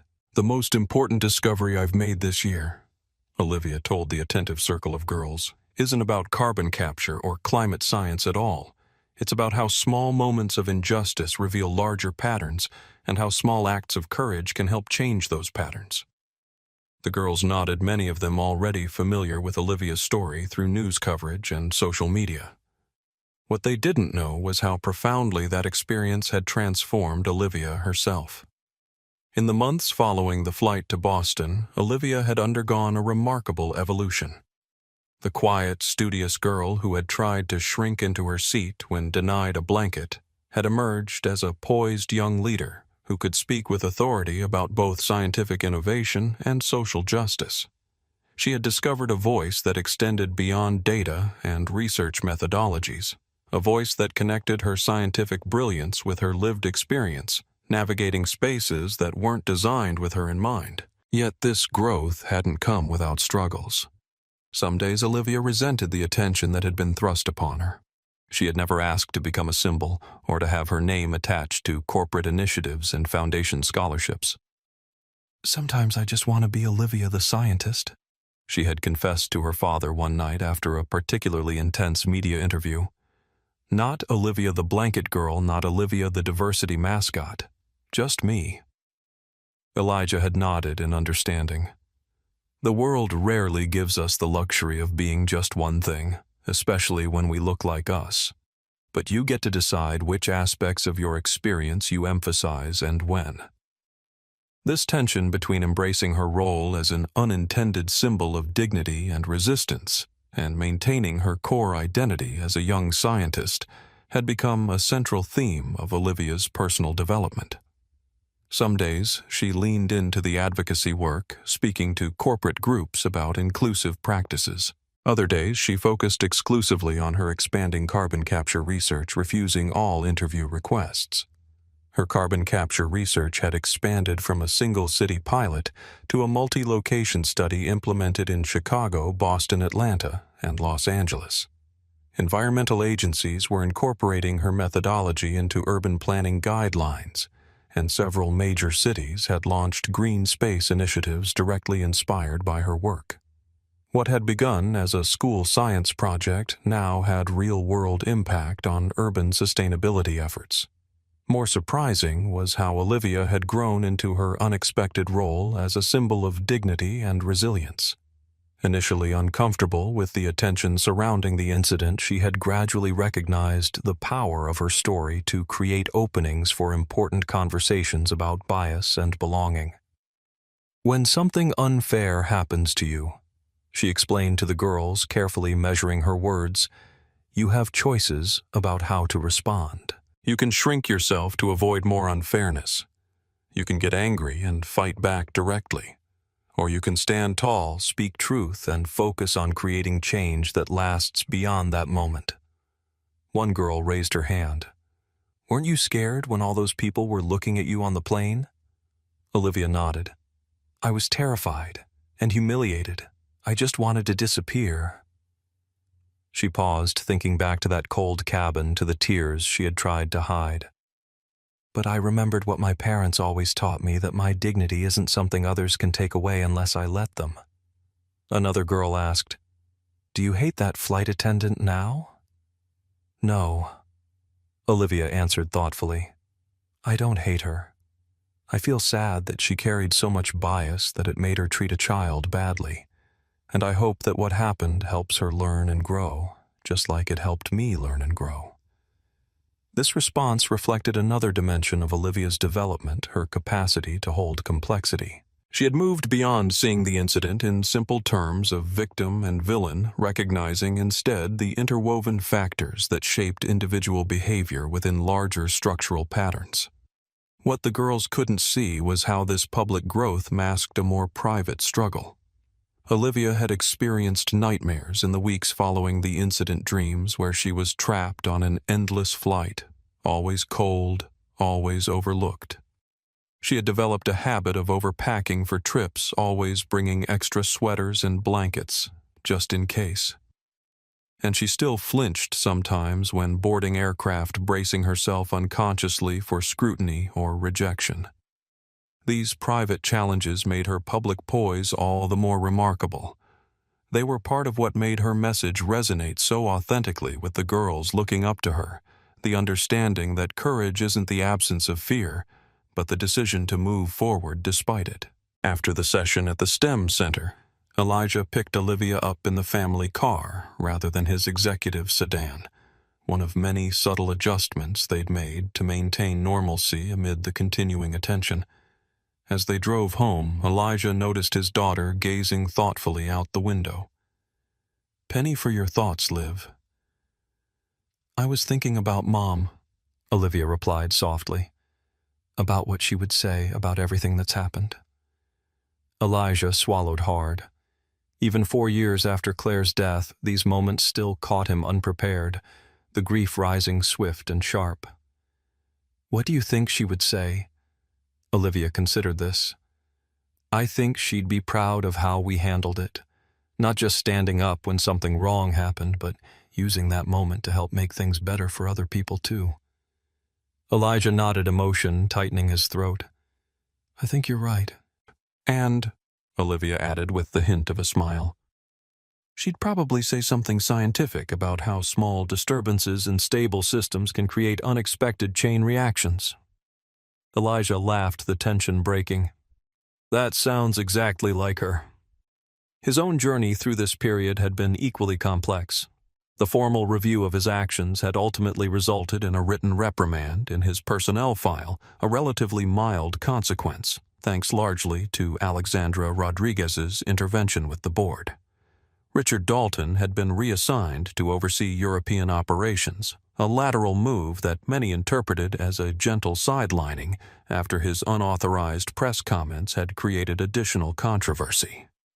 Elijah now led the Passenger Equity Initiative, though not without ongoing resistance from certain corners of the organization. Some colleagues viewed him with newfound respect for his principled stand. Others maintained a wary distance, uncertain how his willingness to challenge corporate hierarchy might affect their own advancement if they became too closely associated with him. When they arrived home, a package awaited on their doorstep. Inside was a handmade quilt with a note from Elizabeth Parker. to remind you that warmth and protection should be available to everyone. Your courage has inspired many, including this old attorney who thought her fighting days were behind her. The quilt was beautiful deep blues and greens with mathematical patterns that echoed Olivia's research on optimal spatial arrangements for carbon capture. But more meaningful than the gift itself was the network of relationships it represented, connections formed through a shared commitment to dignity and justice that transcended differences in age, background, and experience. Later that week, Olivia received an email from a 12-year-old girl in Detroit who had seen her conference presentation online. "You made me think I could be a scientist too, even though there aren't any black scientists at my school," the message read. "I started a project about water quality in our neighborhood, and my teacher says it's really good." This was happening more frequently now, young people, especially girls of color, reaching out to share how Olivia's example had inspired their own scientific explorations. Each message reinforced Olivia's understanding that representation mattered not just as an abstract principle, but as a practical catalyst for expanding possibilities. 1 year after Flight 2467, Atlantic Airlines invited Olivia to speak at the unveiling of their newly implemented Olivia Standard customer service protocols. Standing at the podium, addressing an audience of airline executives, employees, and media representatives, she delivered a message that reflected her growth from hesitant passenger to confident advocate. "A year ago, I was denied a blanket because someone decided I didn't belong in first class," she began. "Today, I'm helping to ensure that no one else has that experience, not because I'm special, but because dignity shouldn't depend on who your parents are or what you look like." She continued, "The most important question isn't whether bias exists, we know it does. The question is what we do when we encounter it. Do we look away? Do we accept it as normal? Or do we stand up, speak truth, and work together to create systems where everyone is treated with equal respect?" As Olivia concluded her remarks, the audience rose in a standing ovation, not just for her words, but for the remarkable journey they represented.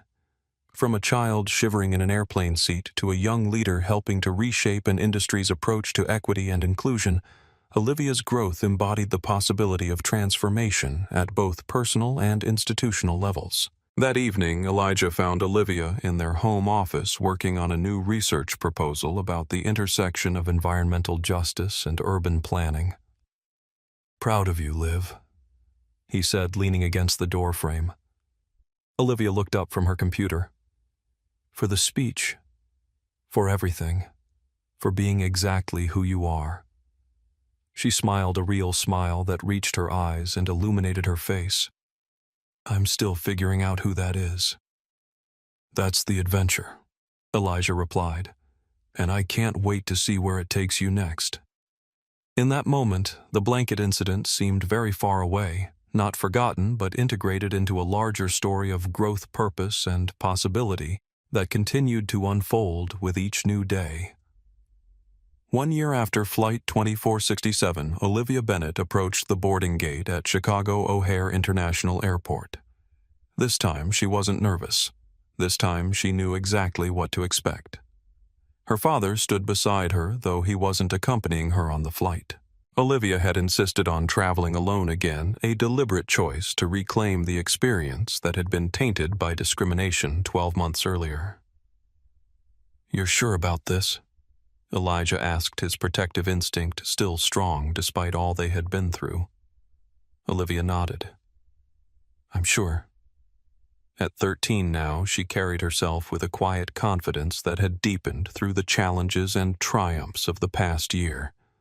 Her research on urban carbon capture had been published in a prestigious scientific journal, unprecedented for someone her age. The STEM program she had helped develop at the Bennett Parker Center was now serving over 300 young people from Chicago's South Side. And most significantly, the Olivia Standard for equitable treatment had been adopted by airlines across the country, changing the travel experience for countless passengers. As they reached the priority boarding lane, Olivia handed her boarding pass to the gate agent, a young woman with a warm smile who scanned it without a second glance at Olivia's race or age. "Have a wonderful flight, Miss Bennet," she said, returning the document. "We're honored to have you flying with us today." Elijah embraced his daughter. "Call me when you land." "I will," Olivia promised. "And Dad, thank you." "For what?" "For teaching me that dignity isn't negotiable, for showing me how to stand up for what's right without losing myself in anger. For everything." Elijah swallowed hard against the sudden tightness in his throat. "That's what parents are supposed to do." Olivia smiled. "Not all of them do it as well as you." With a final wave, she walked down the jet bridge toward the waiting aircraft. Elijah watched until she disappeared from view, marveling at the remarkable young woman his daughter had become, not despite the challenges she had faced, but partly because of how she had chosen to face them. Aboard the aircraft, Olivia was greeted by a flight attendant who showed no surprise at seeing a young black girl in first class. "Welcome aboard, Miss Bennet. Your seat is 3A on the right." As Olivia settled into her window seat, the same position she had occupied on that fateful flight, she noticed something. The aircraft type was the same. The seat configuration was identical. Even the flight number was similar. But the atmosphere couldn't have been more different. The cabin was warm and welcoming. The crew moved through the space with genuine professional courtesy that extended equally to all passengers. There was no subtle scrutiny, no implied questioning of whether she belonged. As the boarding process continued, Olivia noticed the captain emerging from the cockpit to speak with the lead flight attendant. With a jolt of recognition, she realized it was Captain James Sullivan, the same pilot who had diverted Flight 2467 to Cleveland after confirming the discrimination she had experienced. Captain Sullivan spotted her as well, and after finishing his conversation with the flight attendant, he approached her seat. "Miss Bennet," he said with a warm smile, "it's good to see you again under better circumstances." "You too, Captain Sullivan. I thought you might like to know the pilot advocacy group we formed after your flight now has over 800 members across 12 airlines. We're changing the culture from the cockpit to the cabin." "That's amazing," Olivia replied, genuinely impressed by how far the ripples from that single incident had spread. "It is," Sullivan agreed. "But the most important changes are the ones passengers never have to notice because they're being treated with equal dignity from the start." As Captain Sullivan returned to the cockpit, the lead flight attendant began the blanket and pillow distribution. Olivia watched as she moved methodically through the cabin, offering the items to each passenger in turn. When she reached row 3, she smiled warmly at Olivia. "Would you like a blanket and pillow, Miss Bennet?" "Yes, please." Olivia responded, accepting the items with a simple, "Thank you." No drama, no special attention, no differential treatment of any kind, just the same professional courtesy extended to every other passenger. In that ordinary moment of equal service, Olivia felt the completion of a circle that had begun with exclusion and ended with belonging.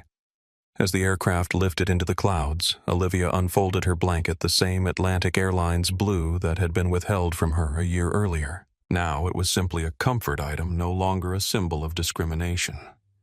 She wrapped it around her shoulders, appreciating its warmth, not as a hard-won right, but as a standard amenity provided to all first-class passengers without question or qualification. Outside her window, the Chicago skyline receded, giving way to the vast landscape of America, stretching toward the horizon. Somewhere in that landscape, thousands of other travelers were boarding flights, checking into hotels, entering restaurants and stores, each of them deserving the same dignity and respect that had been initially denied to Olivia. Many would now receive it not because of who they were or who their parents were, but because one young girl's experience had catalyzed changes that transformed how entire industries approached customer service equity. Olivia opened her tablet to review her presentation for the International Youth Climate Leadership Summit, where she would be delivering the keynote address. Her research had expanded significantly over the past year, but her fundamental message remained the same. Small, thoughtful interventions could create meaningful change in complex systems, whether environmental or social. As the aircraft reached cruising altitude, the captain's voice came over the intercom. "Ladies and gentlemen, the temperature in the cabin is currently 72 degrees. If you need any assistance adjusting your personal air vent or would like an additional blanket, please don't hesitate to ask any member of our cabin crew who are here to ensure every passenger's comfort and dignity throughout our journey together." Olivia smiled at the deliberate choice of words, a subtle acknowledgement of how far they had come. The flight attendant approached with a beverage tray. "What would you like to drink, Miss Bennett?" "Apple juice, please," Olivia replied. As the attendant poured the juice, Olivia noticed her name tag, Monica Jimenez, the same flight attendant who had replaced Vanessa Reynolds after the diversion to Cleveland. Monica clearly recognized Olivia as well, but treated her with the same professional courtesy she extended to every passenger. "Enjoying your flight?" Monica asked as she handed Olivia the drink. "Very much," Olivia replied. "The temperature is perfect." Monica smiled, understanding the significance of that simple statement. "I'm glad to hear it. That's exactly how it should be for everyone." As Monica moved on to the next passenger, Olivia sipped her juice and gazed out the window at the clouds below. The temperature in the cabin was indeed perfect now, not just in terms of physical comfort, but in the more profound sense of creating an environment where everyone could feel equally valued, equally welcomed, equally human. That, in the end, was the true meaning of warmth. Not just the absence of cold, but the presence of dignity that made every space a place where people could thrive. And that was a standard worth upholding, one passenger, one flight, one day at a time. If this story moved you, please hit that like button and subscribe to our channel. Your support helps us bring more stories of courage, dignity, and positive change to light. Share this video with someone who needs a reminder that small acts of